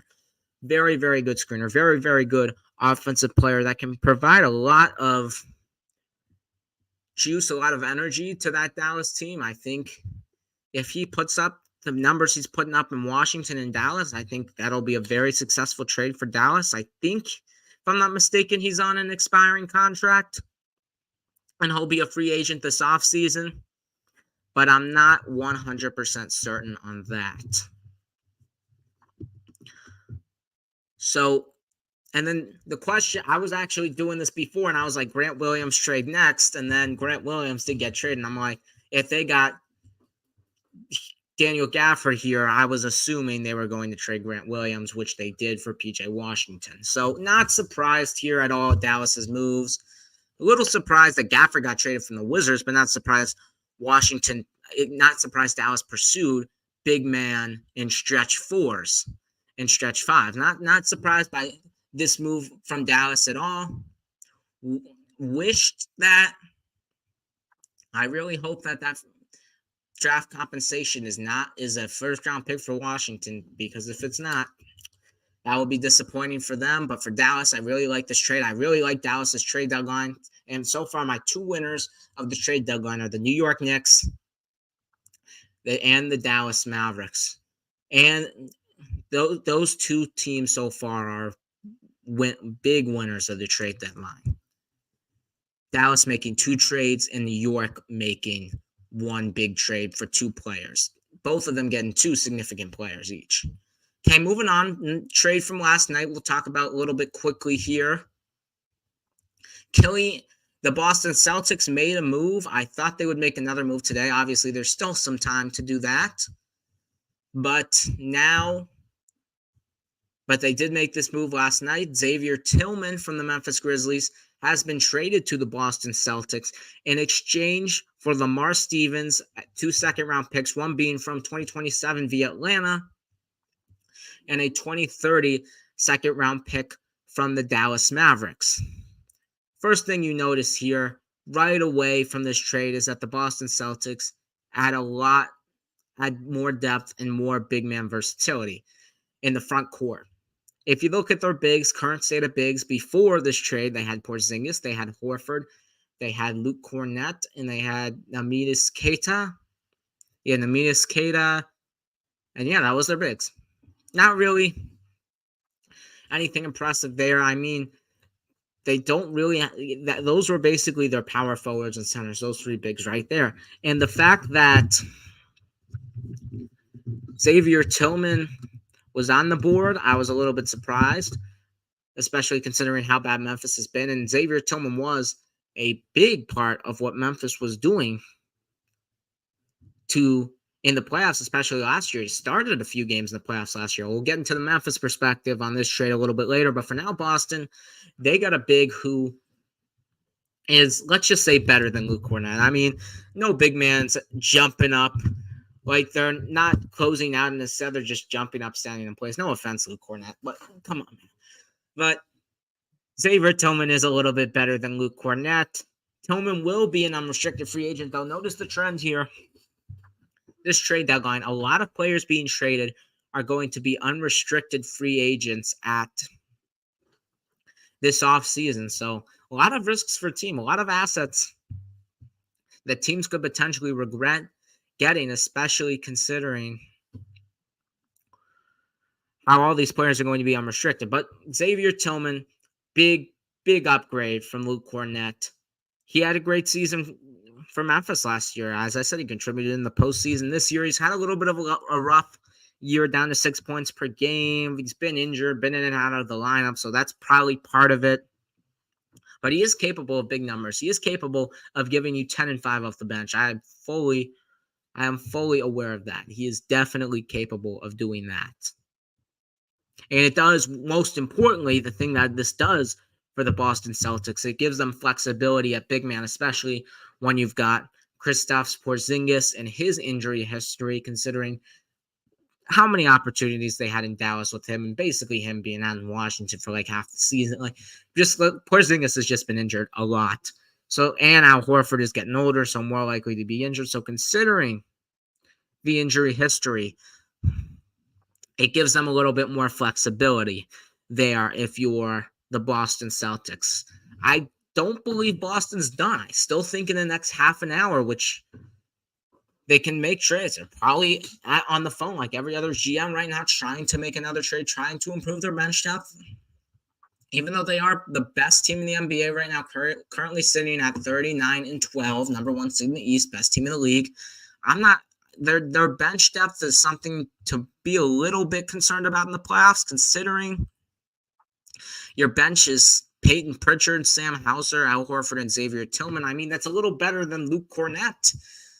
But still, I mean, if you're going to roll with those 9 guys, that's okay. But I think Sam Hauser has shown his ups and downs. Peyton Pritchard has shown his ups and downs. I think they just need somebody else on that bench that can help them contribute. I think if they get one more guy on the bench, I think it would make the biggest difference for Boston, and I think they would be in line to get an NBA championship. Okay, not a little bit surprised here that currently sitting here, we got 29 more minutes of the trade deadline. There's been no trades. Usually there's a couple trades that come through after the 3 o'clock threshold. But if there's not really a lot of trades, we'll wrap it up. But if there's more trades, we'll talk about those trades for a little bit and then wrap it up. I was assuming there was going to be a little bit more trades, which is why I decided to do 3 hours. But if there's not going to be a lot of trades anymore, we'll probably cut it to 2 hours and 30 minutes. Maybe. I hope I can get to 3 hours talking, but there's just really not a lot of trades to talk about. Currently, we're getting down the list here, so if there is more trades, we'll talk about it. If not, there's not going to be any trades. So we'll probably end it at 2 hours and 30 if there's not a lot of trades left. But for the Memphis perspective, let's move on to the Memphis perspective of this. Xavier Tillman going to the Boston Celtics. And Memphis getting Lamar Stevens and 2 second-round picks. For Memphis here, Lamar Stevens, basically just a filler for the rest of the season. We know Memphis has been an absolute you-know-what show for the whole season. Basically a gap year here, 18-33. Their whole team has been injured the whole season. Ja Morant's done for the year. Marcus Smart's been out for weeks. Zaire Williams has been out for weeks. Not Zaire Williams, excuse me. Desmond Bane's been out for weeks. Basically, like all their significant players has been out for weeks. So it's basically just pretty much over for Memphis. They've got a good team there with Morant, Jackson, and Bane, as we've seen in previous years, but not really showing a lot of promise. Not really showing a lot of promise to start, especially in the playoffs. So maybe, potentially, they may need a change there in Memphis, maybe adding someone to the core. Maybe not a change, but maybe just adding to those 3. Maybe not trading one of those 3, but adding to the core there in Memphis. So again, they've been stacking up picks. They've been getting second-round picks. They've got a first-round pick swap. There is a lot to be happy about here if you're Memphis, even though you're giving up Xavier Tillman and David Ronnie for free, basically. You're not getting any players back. You are getting picks, so you could potentially throw in there to get another player to help this Memphis Grizzlies team. I don't know who that player is. Memphis probably doesn't know who that player is, but they definitely still have room there.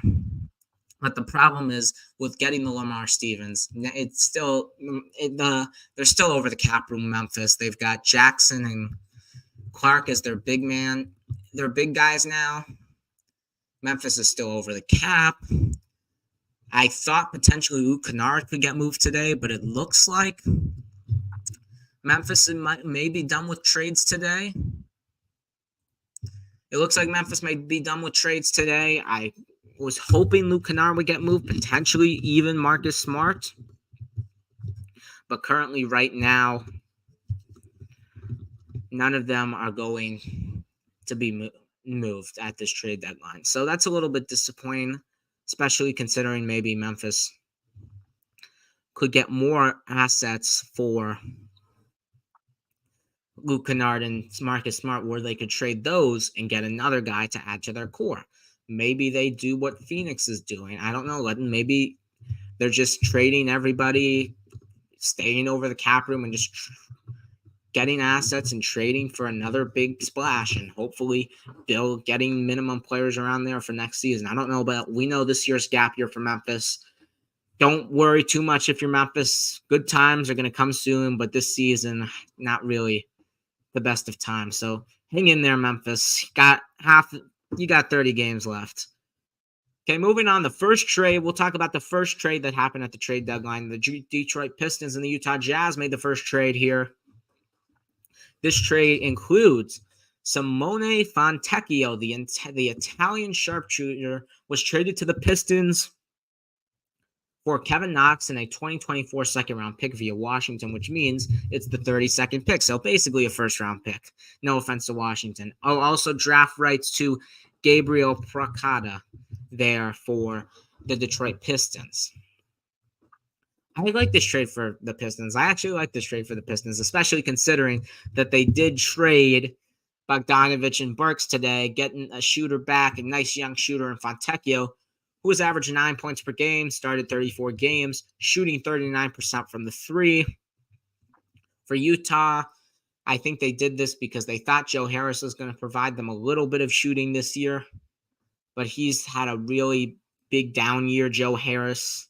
So I guess getting Fontecchio and waiving Joe Harris might have been the right move for them. So, I mean, if you look at let's just first, before we get into this trade a little bit, let's just dissect the Pistons, because I feel like the Pistons have made 10 moves at this trade deadline. Their starting five's the same: Cade Cunningham, Ivy, Asar Thompson, Isaiah Stewart, Jalen Duren. Off the bench now, they've got Shake Milton, Quentin Grimes, Simone Fontecchio, Danilo Gallinari, Mike Muscala, Marcus Sasser, James Wiseman, Evan Fournier, Troy Brown Jr., and Malachi Flynn. Those are their 15 because they did waive, as I said, Daniel House, Killian Hayes, and Joe Harris this morning. So if you're the Pistons, I mean, their bench is a little bit better. I mean, I like the Quentin Grimes acquisition. I think Shake Milton can provide a little bit. I think Fontecchio will actually be decent for that Pistons team. And the fact that they did get a second-round pick for Simone, I mean, could have maybe gotten another second considering the circumstances. But if you're Utah, I mean, if it's only for a second, I might have hung on to Simone for a little bit, see how he developed. But I guess they did what they did. So I like this trade for Detroit. I think this was probably the best trade that Detroit made for the entire day. I really do think that Detroit won this trade by a lot, actually, because Kevin Knox has just been, don't even get me started about Kevin Knox. Kevin Knox has been an absolute disaster. Probably a short-term player there for Utah, 7 points per game in Detroit. So he's been a disaster, but I hope Fontecchio will get more of an opportunity to shoot and score on a Detroit Pistons team that desperately needs the scoring very, very bad. And it's so bad in Detroit right now. So I hope they can get 10 wins at least this season, maybe 3 more wins this year, and not be the worst team of all time. But who knows? Who knows if you're Monty Williams and the Pistons. So, but I do think that, I mean, I like the new changes. I mean, looking at it as an individual trades, I don't like it, but looking at it as an overall thing for their roster, I didn't think the Pistons did too bad. I think they should have gotten first for Bogdanovich and Burks, absolutely. But looking at their roster, it's not too bad, but it's going to be a long process for Detroit. I thought Utah would do a little bit of a fire sale after trading Simone Fontecchio, which they traded Olynyk. I thought potentially Jordan Clarkson and Colin Sexton could have been traded. Jordan Clarkson just wanting to be on a contending team, and Colin Sexton has played amazing, so I thought his value was at a peak, and Utah could have gotten first, but clearly they're not trading more of their players for first-round picks. They're just keeping tack, holding on. They did get that one first-round pick, but other players, they're just holding on, just riding the rest of the season here. I thought potentially they could have made some trades, but clearly they didn't make any trades. But the Pistons for Fontecchio, they hope for him to be in their long-term plans. I think Fontecchio will be in the Pistons' long-term plans for Detroit. He will be in their long-term plan. So I think good trade for Detroit. Good trade for Detroit there. Another move here. Another Detroit move for Minnesota now. A third trade that happened yesterday. Monte Morris, a Pistons backup point guard, was traded for Shake Milton, Troy Brown Jr., and a 2030 second-round pick. Timberwolves, they needed a backup point guard. They're currently tied, as I said, atop the West with the Thunder and the Nuggets. Shake Milton and Troy Brown Jr. were off-season acquisitions for the Minnesota Timberwolves. They didn't really work out for them. What else? They hoped they would be scorers off the bench, but they haven't really played this season. So, they wanted a backup point guard. They've always been in desperate need for a backup point guard, and I think Monte Morris isn't the perfect backup point guard, but he's someone. Especially considering Monte Morris was a veteran, he wasn't really getting a lot of playing time on that Detroit team because clearly they're in a rebuild. They are going in a different direction that is not a older player direction. They're in a younger direction there. So I'm not surprised that Morris was moved there. He has played decent the past few years. He averaged 10 points per game with Washington and 12 points per game with Denver the year before that. So I think Morris will be solid for Minnesota. Could see 9 points, 10 points per game there for Minnesota. So I don't think it's the worst trade for the Timberwolves. I think Minnesota maybe could have done another move. It's hard for them to do another move considering that they traded all their first-round picks for Rudy Gobert, which looking a little better than it did last year. But they really don't have a lot of picks to trade. So I'm giving up second-round picks. That's all they could give up, and I think Morris is somebody that not the best possible outcome for Minnesota, but something that I don't think they would be disappointed in. For Detroit, they decided to keep Shake Milton and Troy Brown Jr. Milton is a capable scorer at times. This year he's averaged 8 points per game in Philadelphia. Troy Brown showed a little bit last year in LA in the postseason, in the regular season, but I think Detroit will just let them walk after the season. Shake Milton probably going to a contender. Troy Brown, I don't know. But I expect both of them to probably walk after the season for the Pistons. So I think for the Timberwolves, this helps them a lot for filling in one of their needs. They're going to be competitive. It's just a matter of the fact we're just waiting for the Minnesota Timberwolves. What are they going to do in the first round in the playoffs? Because they could drop to the 4 seed and lose in the first round to the Phoenix Suns. It could happen like that. That's how quick the Western Conference can change, considering how tightly packed these 1 through 4 teams are in the Western Conference. So it's going to be a long process for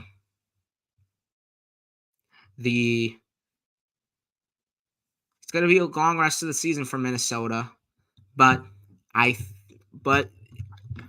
you gotta be competitive for Minnesota. It's going to be a long season, but you gotta be competitive. You need to get a top 2 seed. I think Minnesota, that would be huge to get them home court at least through the second round, assuming they make it there, being the 1 or 2 seed. So I think if they can just get one of those 2 seeds, I think they'll be okay. And I think Morris helps them. I think Morris is a very underrated point guard. As I said, not getting his opportunity in Detroit.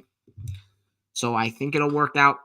Detroit just making moves all over the place, trading all their veterans today. So Detroit made the most trades today. And now we are up to speed on all the trades. So again, let's just quick recap on all the trades that happened today. Remember, Knicks getting Bogdan Bogdanovic and Alec Burks for Quentin Grimes. Quentin Grimes, Evan Fournier, Arcidiacono, and Malachi Flynn, and 2 second-round picks. Royce O'Neal was traded to Phoenix for 2 second-round picks. David Ronnie also was added to the Phoenix Suns.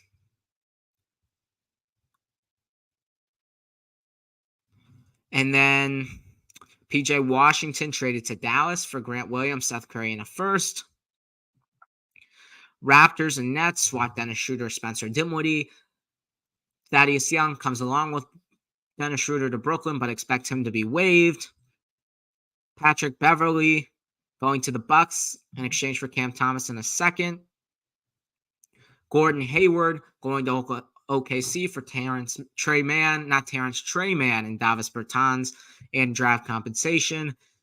Buddy Hield was traded to Philly today for Marcus Morris and 3 second-round picks and others. Kelly Olynyk and Ochai Agbaji traded to the Raptors for Troy Brown Jr., Kiera Lewis, not Troy Brown Jr., Otto Porter Jr. and Kiera Lewis Jr. Gotten the juniors confused there. And a first-round pick. Daniel Gafford traded to Dallas for Rashawn Holmes and draft compensation. Xavier Tillman to Boston for Lamar Stevens and 2 second-round picks. Simone Fontecchio to the Pistons for Kevin Knox in the 2024 second. And Monte Morris to Minnesota for Shake Milton, Troy Brown Jr., and a second-round pick. But breaking news just now, just as I said, we're out of trades. We have got a trade for you. Breaking news in the NBA. Literally. Not even joking, just happened. Breaking news here. And let's go back quickly for a second to that Buddy Hield trade. For a quick little second, let's go back. Indiana gave up. One thing that we did mention was Indiana did give up a little bit of shooting with giving up Buddy Hield going to the Buddy. They gave up a little bit of shooting for going to the Philly. Philly got shooting. Indiana gave up shooting by trading Buddy Hield, and now they just got somebody who we are just confirming the trade details right here.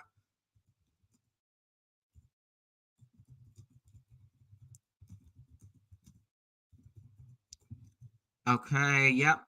There it is. Yep, it's official. Yep, Doug McDermott has been traded to the Indiana Pacers for Marcus Morris and a second-round pick. Marcus Morris not going to Indiana. He will go to San Antonio, and with the second-round pick. Also, they are including cash in the trade as well. They are not going to be trading. No, excuse me. Doug McDermott is going to be traded for Marcus Morris, second-round pick in cash. The Spurs, Marcus Morris going from Philly was traded to Indiana, but they're going to flip him to San Antonio in that move. But this gives the Pacers a little bit more shooting. The Indiana Pacers, as we just mentioned, they gave up shooting. They gave up some shooting here for giving up Buddy Hield, and now they get that shooting back with Doug McDermott. Doug McDermott obviously played for the Pacers for a while, now going to be back on that bench with Indiana, going to be familiar with the Indiana Pacers system. I expect him to get a decent amount of playing time off the bench, being that 10th guy. Now Indiana has their rotation set. Halliburton, Mathurin, Nesmith, Siakam, Turner. Off the bench, McCollum, Nembhard, Doug McDermott, Toppin, Smith. There we go. That is the 10 now that the Indiana Pacers are going to run. Doug McDermott replaces Buddy Hield shooting, gave up a second-round pick, probably one of the second-round picks they got from Buddy Hield to get Doug McDermott. So the trade basically was Doug McDermott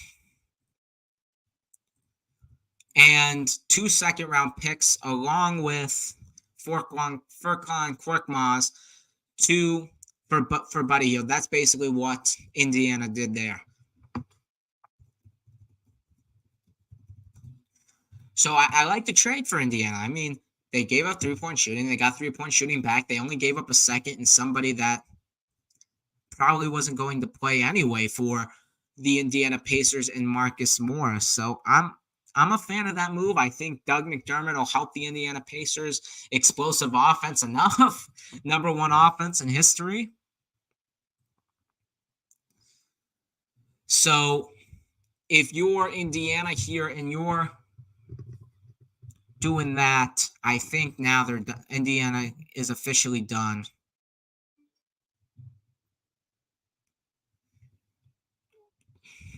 Sorry, another trade just came breaking in. We'll get into that one a little bit later because it's not a big trade. It's not a big trade, so don't worry. You're not missing anything too significant. Just looking at the trades here. If it was a significant trade, I would stop the Doug McDermott talk because I love Doug McDermott, but if it was a big trade, we would be doing that trade immediately instead of Doug McDermott. But the Doug McDermott, I like it. I think it gives Indiana some room. And then for Marcus Morris, San Antonio now getting him, he is going to get waived. That's what just happened. Shams Charania reporting that Marcus Morris will get waived. Expect multiple contenders to suit for him, according to Shams. So Marcus Morris is a stretch 4. I think he'd be a nice guy off a bench for a team like Kevin Love is for the Heat. Like from last year, getting Kevin Love to Miami, something similar to that. Not necessarily to another team, just like that Kevin Love going to Miami. Like, I think Marcus Morris would be that same role coming off the bench for a contending team. I think that would really work out for a team that is lacking forwards. I don't know who that is yet. I don't know who that is yet. I couldn't give you ideas off the top of my head right now, but I do think Marcus Morris will be going to a contending team. And then, so that's that trade. Overall, I mean, we basically talked about Indiana a lot today.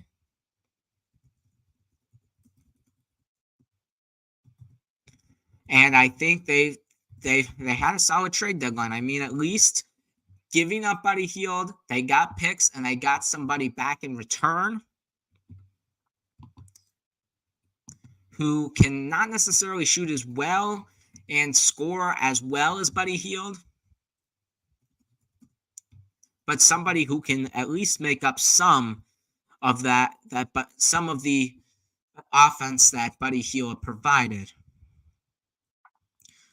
Another trade just happened, as I just mentioned. Quickly, Robin Lopez. It's a quick one. Robin Lopez is getting traded by the Milwaukee Bucks, but to the Sacramento Kings, but he is going to get waived immediately. Reports by Adrian Wojnarowski here.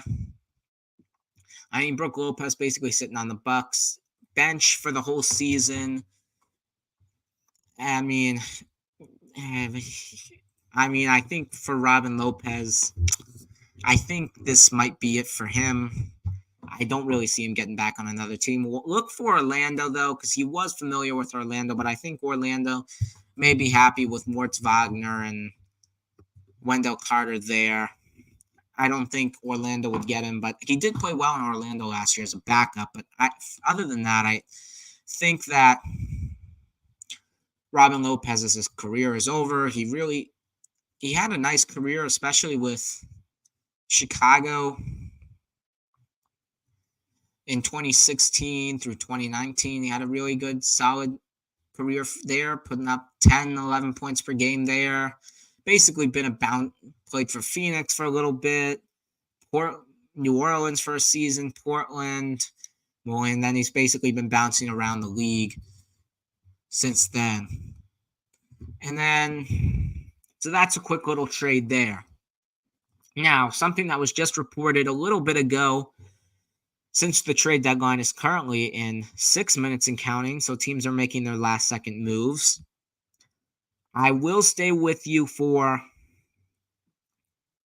probably 30 more minutes after the trade deadline to make sure there's not any last-second moves that are going to be reported, because there's always moves at the buzzer.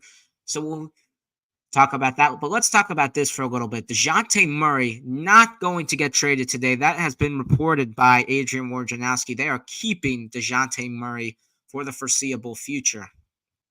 The Atlanta Hawks are currently 7 games under 500. They are at 22-29, currently 10th in the Eastern Conference, that last spot in the play-in tournament.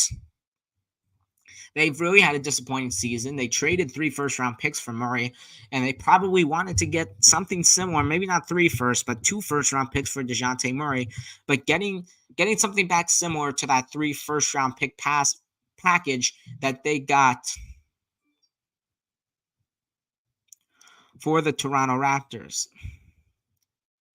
For the Atlanta Hawks, excuse me. So I believe that if Atlanta makes a move in the next 5 minutes, I don't think it'll be anything significant. I thought their move was DeJounte Murray, but I guess it's not. But if Atlanta does make a move, expect it to be Bogdanovich, maybe the other Bogdanovich. Bojan Bogdanovich was traded, but Bogdan Bogdanovich, I thought had the potential to be traded today, but most likely will not be traded. But DeJounte Murray, I'm a little surprised here. I didn't think the backcourt worked out there in Atlanta. I mean, I don't think Trae Young is a number 1 player, and they're just an average team. I mean, if you're Atlanta, you got to pick a direction. I personally thought that Atlanta should have traded both Trae Young and DeJounte Murray because I don't think it was working out, and I think Atlanta needed to start from scratch because the Trae Young era, even though they did make the conference finals in 2021 due to the courtesies of Ben Simmons,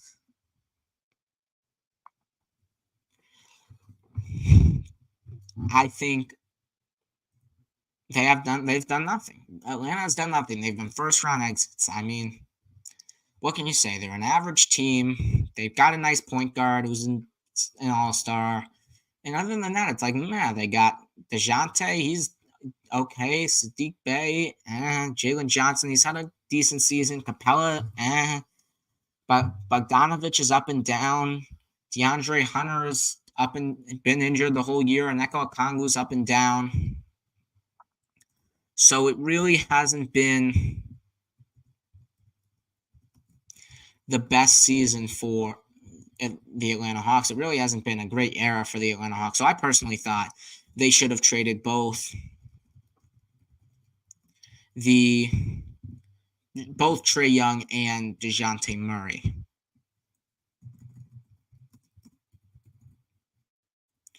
And we just had another trade coming in, another one not significant. We'll get into that in a couple of minutes. And then we also had breaking news, speaking with another trade that was going to be happening. So we'll get into that also in a little bit. So I'm a little disappointed here in Atlanta. I thought they would trade DeJounte Murray, and this would be the lead to what will eventually be coming in offseason, a full rebuild, trading Trae Young, but not going to happen. Atlanta's just going to keep it, have no first-round picks, and just be this average team. So if Atlanta wants to do that, be my guest, but I'm very disappointed in the Atlanta Hawks. I thought they could have gotten a lot back for DeJounte, at least a nice young player or two, and two first-round picks at least. I mean, at least that, if not more. So, especially considering what I've heard reports that teams were going to give up for him. I know New Orleans was in the conversation. Lakers were in the conversation. The Knicks were in the conversation for a little bit, but then they got Bogdanovich and Burks. So, really not any moves not really any teams that really wanted DeJounte Murray. But if you look and you looked at what the Knicks could have offered you, you looked at what the Pelicans could have offered you and what the Lakers could have offered you, I mean, it's a lot that you're not going to trade him. I mean, it's not really the right move because, I mean, they're going to be average. And, I mean, that's what you're going to expect from Atlanta. They're a great offensive team, top 5 offensive team, but a bottom 5 defensive team. Average. Literally, it adds up to being average. So, Atlanta, enjoy it and better enjoy being average. As we approach hour 3 here, the trade deadline is going to end in less than a minute. We've got a minute and counting in the trade deadline. And we are going to take what is going to be a 30-second break before we go into our final half an hour to an hour. Depends on how many trades come in at the last second. And we'll move on to other topics. But this is the trade deadline. There are no more trades. Right now, it is 3 o'clock. No more trades. This is the trade deadline. And we will see if any more moves pop up. But for now, we're going to take a 30-second break, and we will be right back.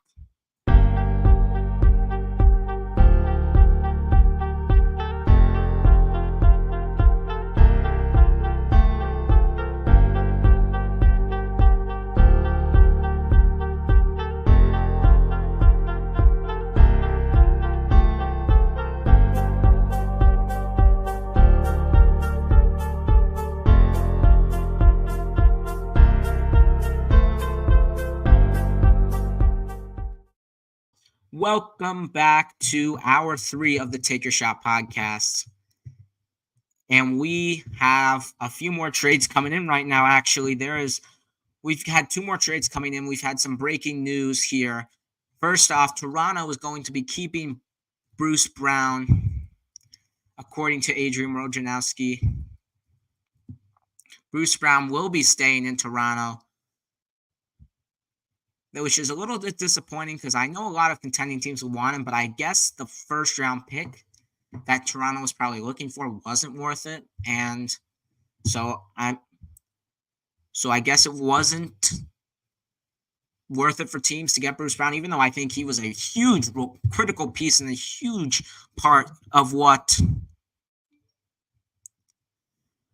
why the Denver Nuggets won the championship last year. We're just getting notifications on who is not getting traded, who is getting traded. But Bruce Brown was a big part in Denver's success. I was a little bit surprised not one contending team would try to at least trade for Bruce Brown. I'm surprised. I'm blatantly surprised. I mean, he's stuck in Toronto now. He's got a big contract, and there's really nothing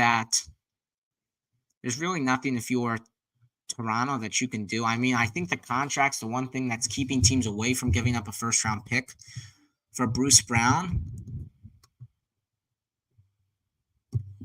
But he's got a big contract. But,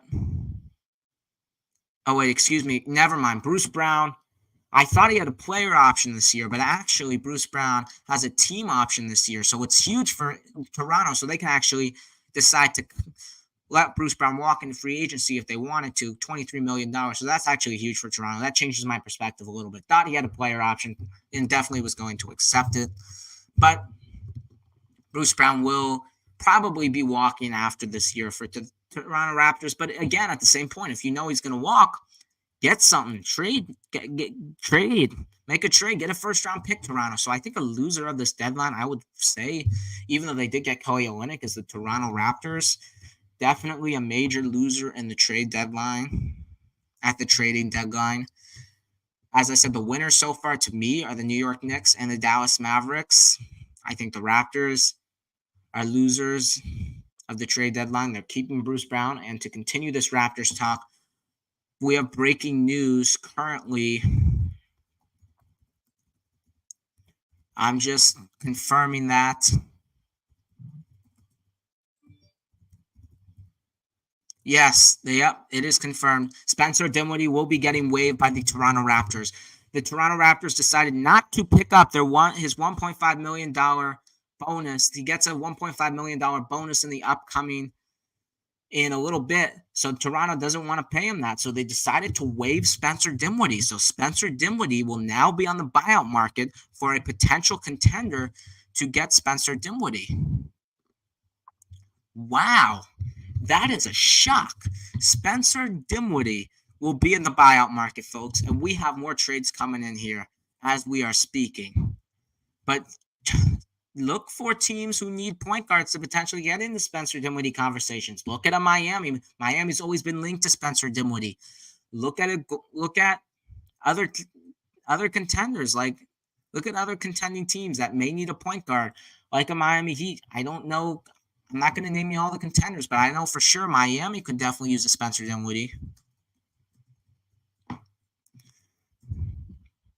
So that's just wow. Spencer Dinwiddie is going to the buyout market. He will be heavily targeted by a lot of teams, considering even though he's had a little bit of a down year, he's still averaging 12 points per game. So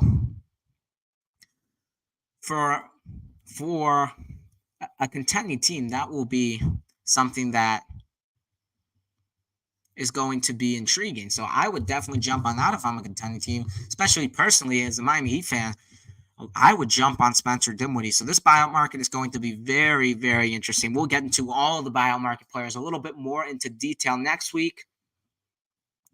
But wow, that's a little surprising.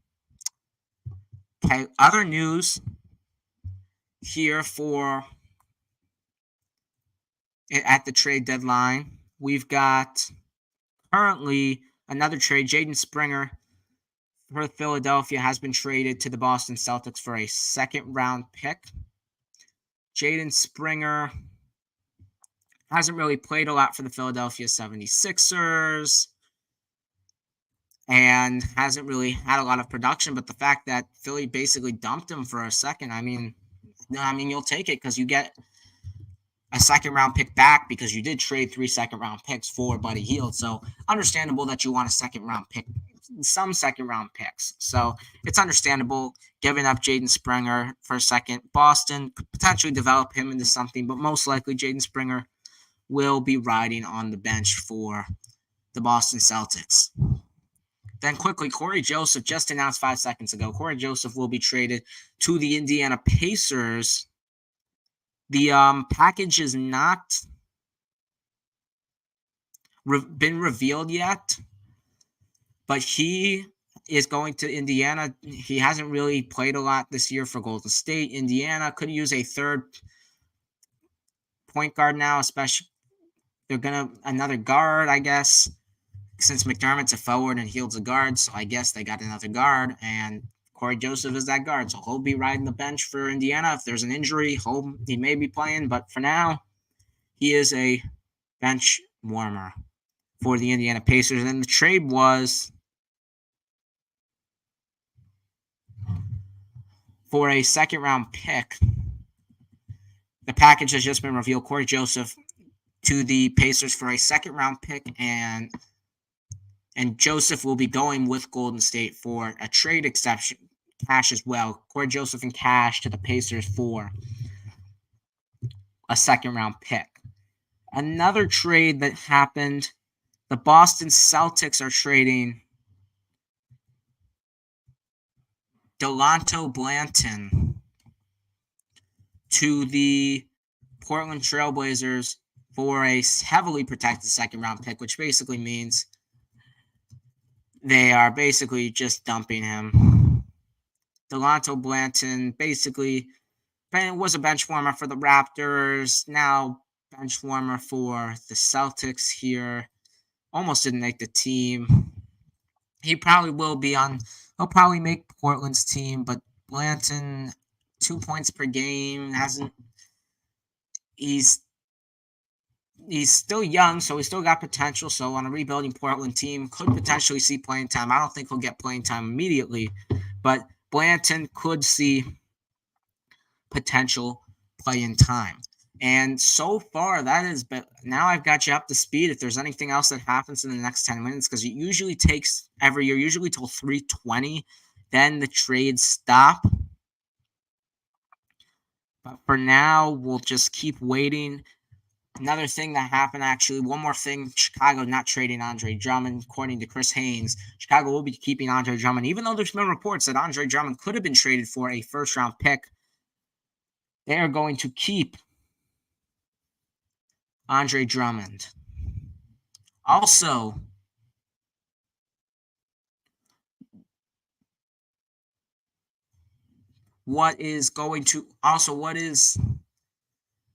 speaking of Chicago, also, they stayed intact. I mean, no rebuild. They didn't blow it up, which I don't understand. So I really don't understand what Chicago is doing, because the Chicago has not been good, yet they've kept the team together. It makes really no sense to me, and I don't know why they're not just going to blow it up. But Chicago is going to stay intact. There has been nothing yet that Toronto has, nothing yet that Chicago has done. Chicago has done nothing in the trade deadline, so that's that. Also, looking at reports for Spencer Dinwiddie, we've also seen the Lakers show interest in Spencer Dinwiddie. Alex Caruso untouchable in trade talks at the trade deadline as well.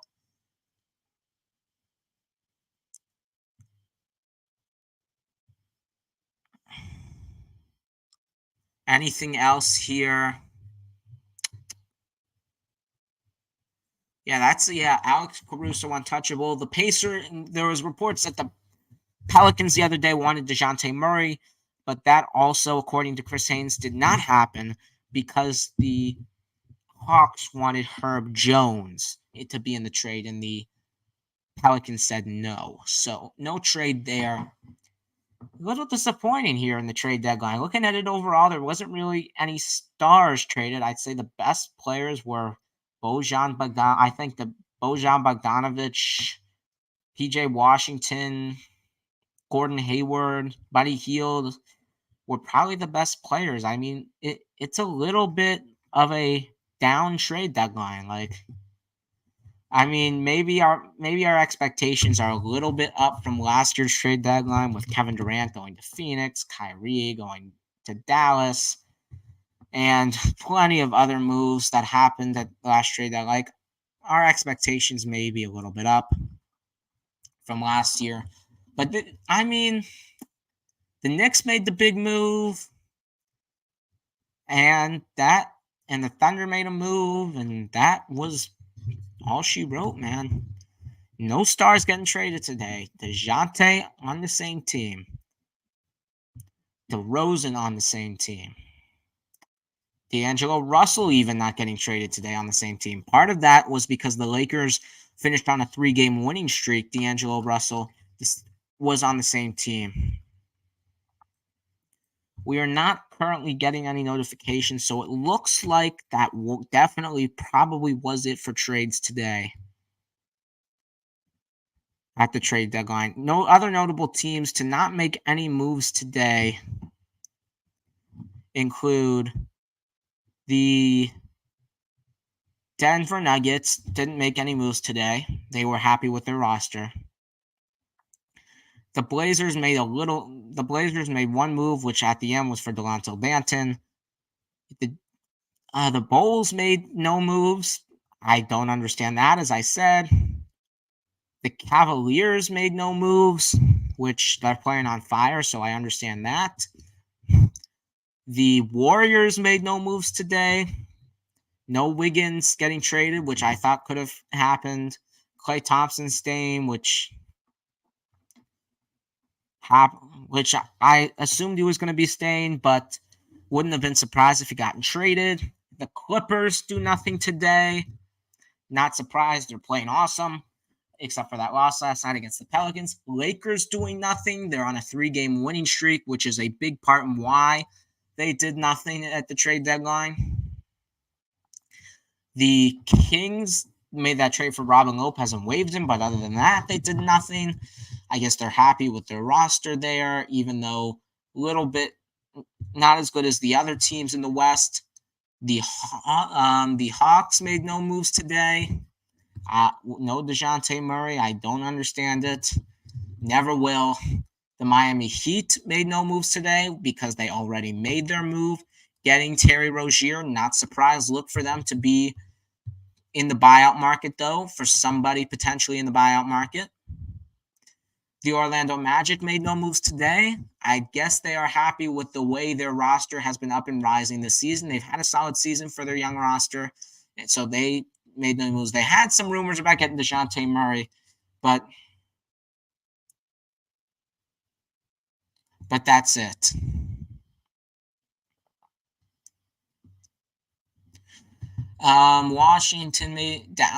Houston made their move already.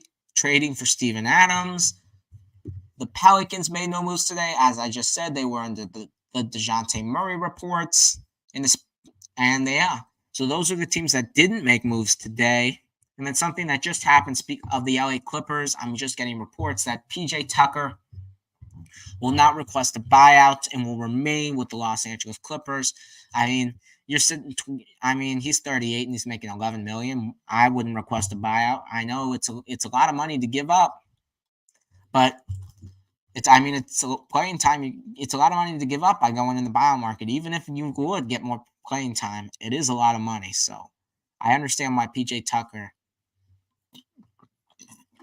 is deciding to stick it on the bench. So we'll play out the season there, and after that, we'll be done with the Los Angeles Clippers. So no buyout for Tucker. And potentially we could be seeing some more buyout moves in the next couple of days. One other significant thing, Charlotte did not find a trade for Kyle Lowry today, who was traded for the Heat from Terry Rozier, so he will most likely be on the buyout market. So expect Kyle Lowry to be bought out for Charlotte. Anything else that is significant, I will tell you, but I think I've mentioned pretty much all the significant things that have happened today. And that's it, man. That is your 2024 trade deadline. It's crazy how fast the season has actually happened. I mean, it has gone by in a flash. So it's been crazy. So I'm just absolutely shocked. I feel like I've been doing this podcast. I feel like I just started this podcast. It's been going by very, very fast. But we are working on stuff, man. Podcast is getting better, man. We are going to work on some stuff. We are currently in the works of getting some interviews from players. We are working, trust me. If I wasn't working, I wouldn't be doing this podcast. I am working on it. I'm working on it. So we're going to get somebody to interview with. I promise you that. I guarantee you that. So again, let's go over the winners and losers again. Winners today, I would say the New York Knicks. Bojan Bogdanovic and Burks for Grimes, Fournier, Malachi Flynn, and Ryan Arcidiacono in 2 seconds. Win for the Knicks, getting a lot of scoring. The Knicks won't win their game today because they got 7 guys, but absolute win there.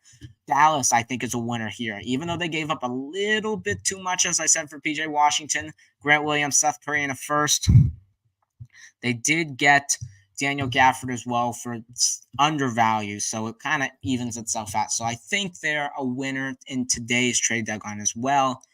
I also think Oklahoma City is a winner in today's trade deadline as well, not giving up a first-round pick. I think a loser of today's trade deadline is the Charlotte Hornets, not really getting as much draft capital as I would have liked for them to get. I think a loser of today's trade deadline is Toronto, because why are you getting first-round picks when you're supposed to be rebuilding? It makes no sense to me, but don't ask me. I asked Masai Ujiri that. And I think the Pistons did okay. I wouldn't call them winners because that trade was terrible for Bogdanovic and Burks. But they did make the other trades were good. It's just that one was bad. What else? The Boston, I think they made a decent trade getting Tillman. The Bucks, I thought, made a great trade in getting Patrick Beverley today. But it's interesting for Philadelphia, now that I think about it more, trading Philly, getting Patrick Beverley, trading Patrick Beverley, getting Cameron Payne, someone who really hasn't contributed a lot, really just, and them trading Daniel House to free up cap room is something that tells me that they may be trying to acquire Kyle Lowry, the home guy in Philadelphia.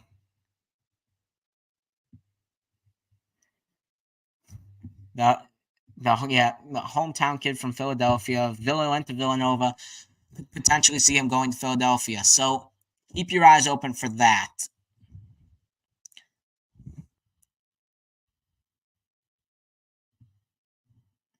Wow.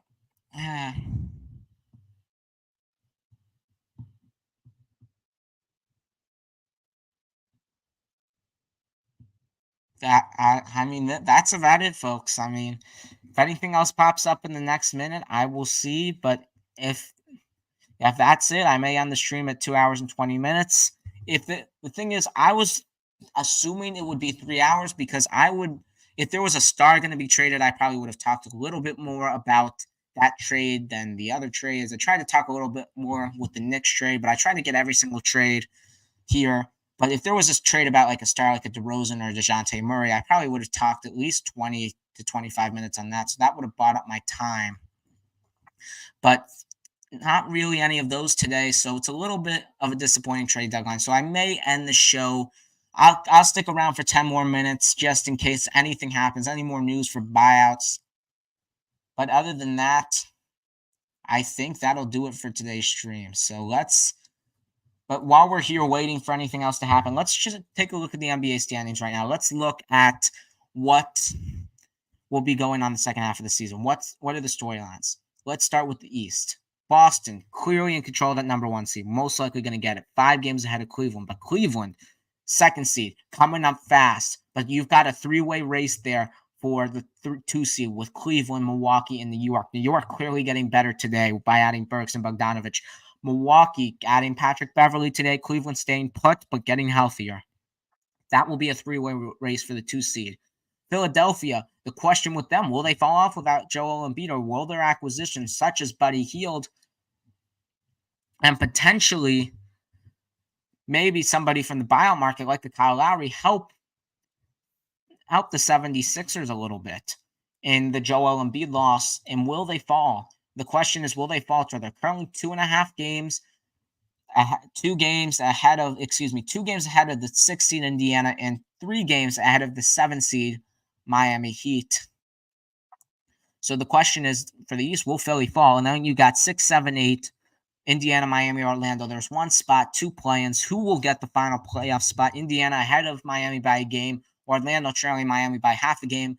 Miami has a tiebreaker over Orlando. Indiana and Miami are currently 1-1. Orlando and the Indiana Pacers, I believe, are currently, if I'm not mistaken, I think Orlando has won both of those. So Orlando wins the tiebreaker over Indiana. So that'll be an interesting race to watch at the end of the season there. Now the question is, is Chicago going to start more? You've got no Zach LaVine. Is Chicago going to stay at that 9 seed? Or if Chicago gets on a winning streak, they could potentially get to the 8-7 spot. So if Chicago gets a winning streak, they could potentially move up a little bit. Atlanta, are they going to still suck? They have the capability of winning some games, but can they? That's the question. Can Atlanta win some games? Then you've got Brooklyn. Can Brooklyn get back into the play-in? Can Dennis Schroeder provide the offensive juice that Brooklyn needs? And Toronto, you got better, but yet you're 15 games under the 500. Are you trying to get into a play-in spot? Because if you are, we're going to find out how much better you are with these acquisitions. And Toronto's lineup doesn't even look half that bad right now. So we're going to find out, and we're going to see how good Toronto is. Charlotte, I think it's time for them to tank. I think if the bottom 3 teams, you got Charlotte, Washington, Detroit. Charlotte, I think they're so bad right now that they traded everybody that I think it's time for them to tank and try to get the number 1 pick.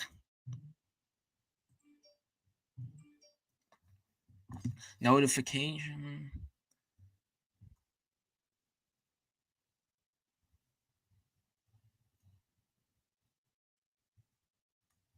Okay, that was not a major notification there. Just checking to see if that was a notification.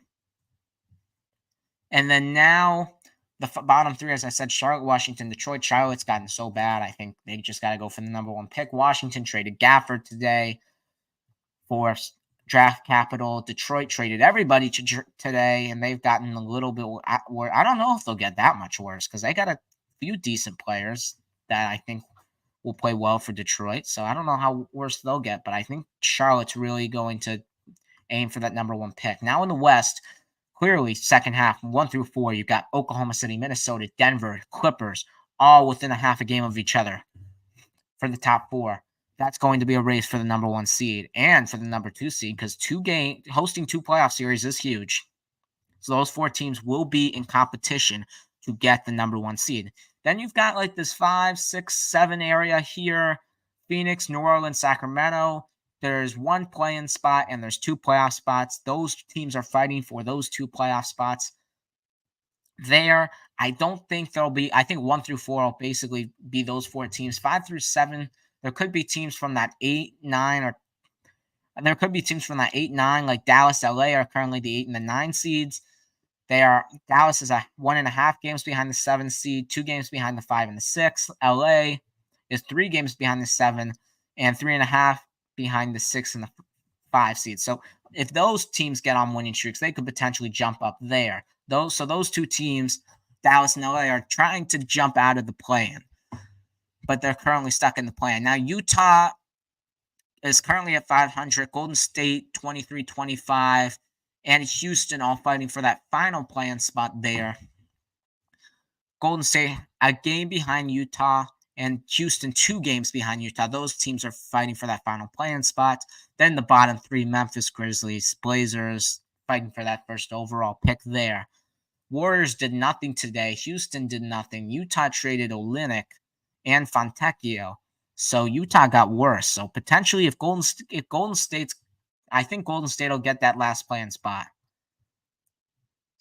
But it's been a disaster for Golden State as well. So we'll just have to wait and see there. And then, the bottom of the West. Then you got Memphis, Portland, San Antonio. So that's this. Those are basically the tiers going into the second half of the season. We've got All-Star game coming up. We've got the buyout market coming up. It's going to be, let's just say, an interesting buyout market, especially with Spencer Dinwiddie. Spencer Dinwiddie, to me, that's incredible that he's in the buyout market.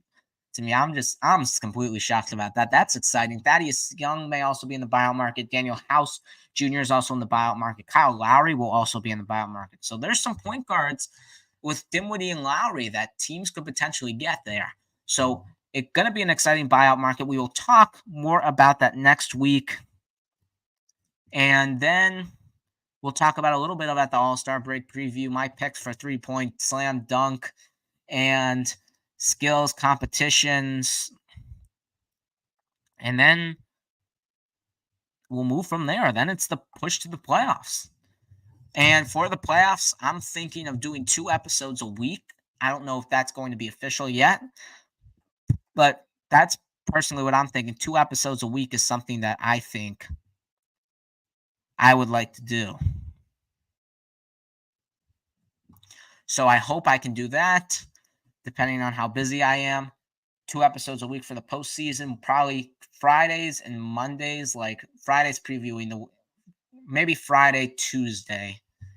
I'm not sure what the dates are yet. Who knows? But we'll probably try to do 2 episodes a week for the playoffs.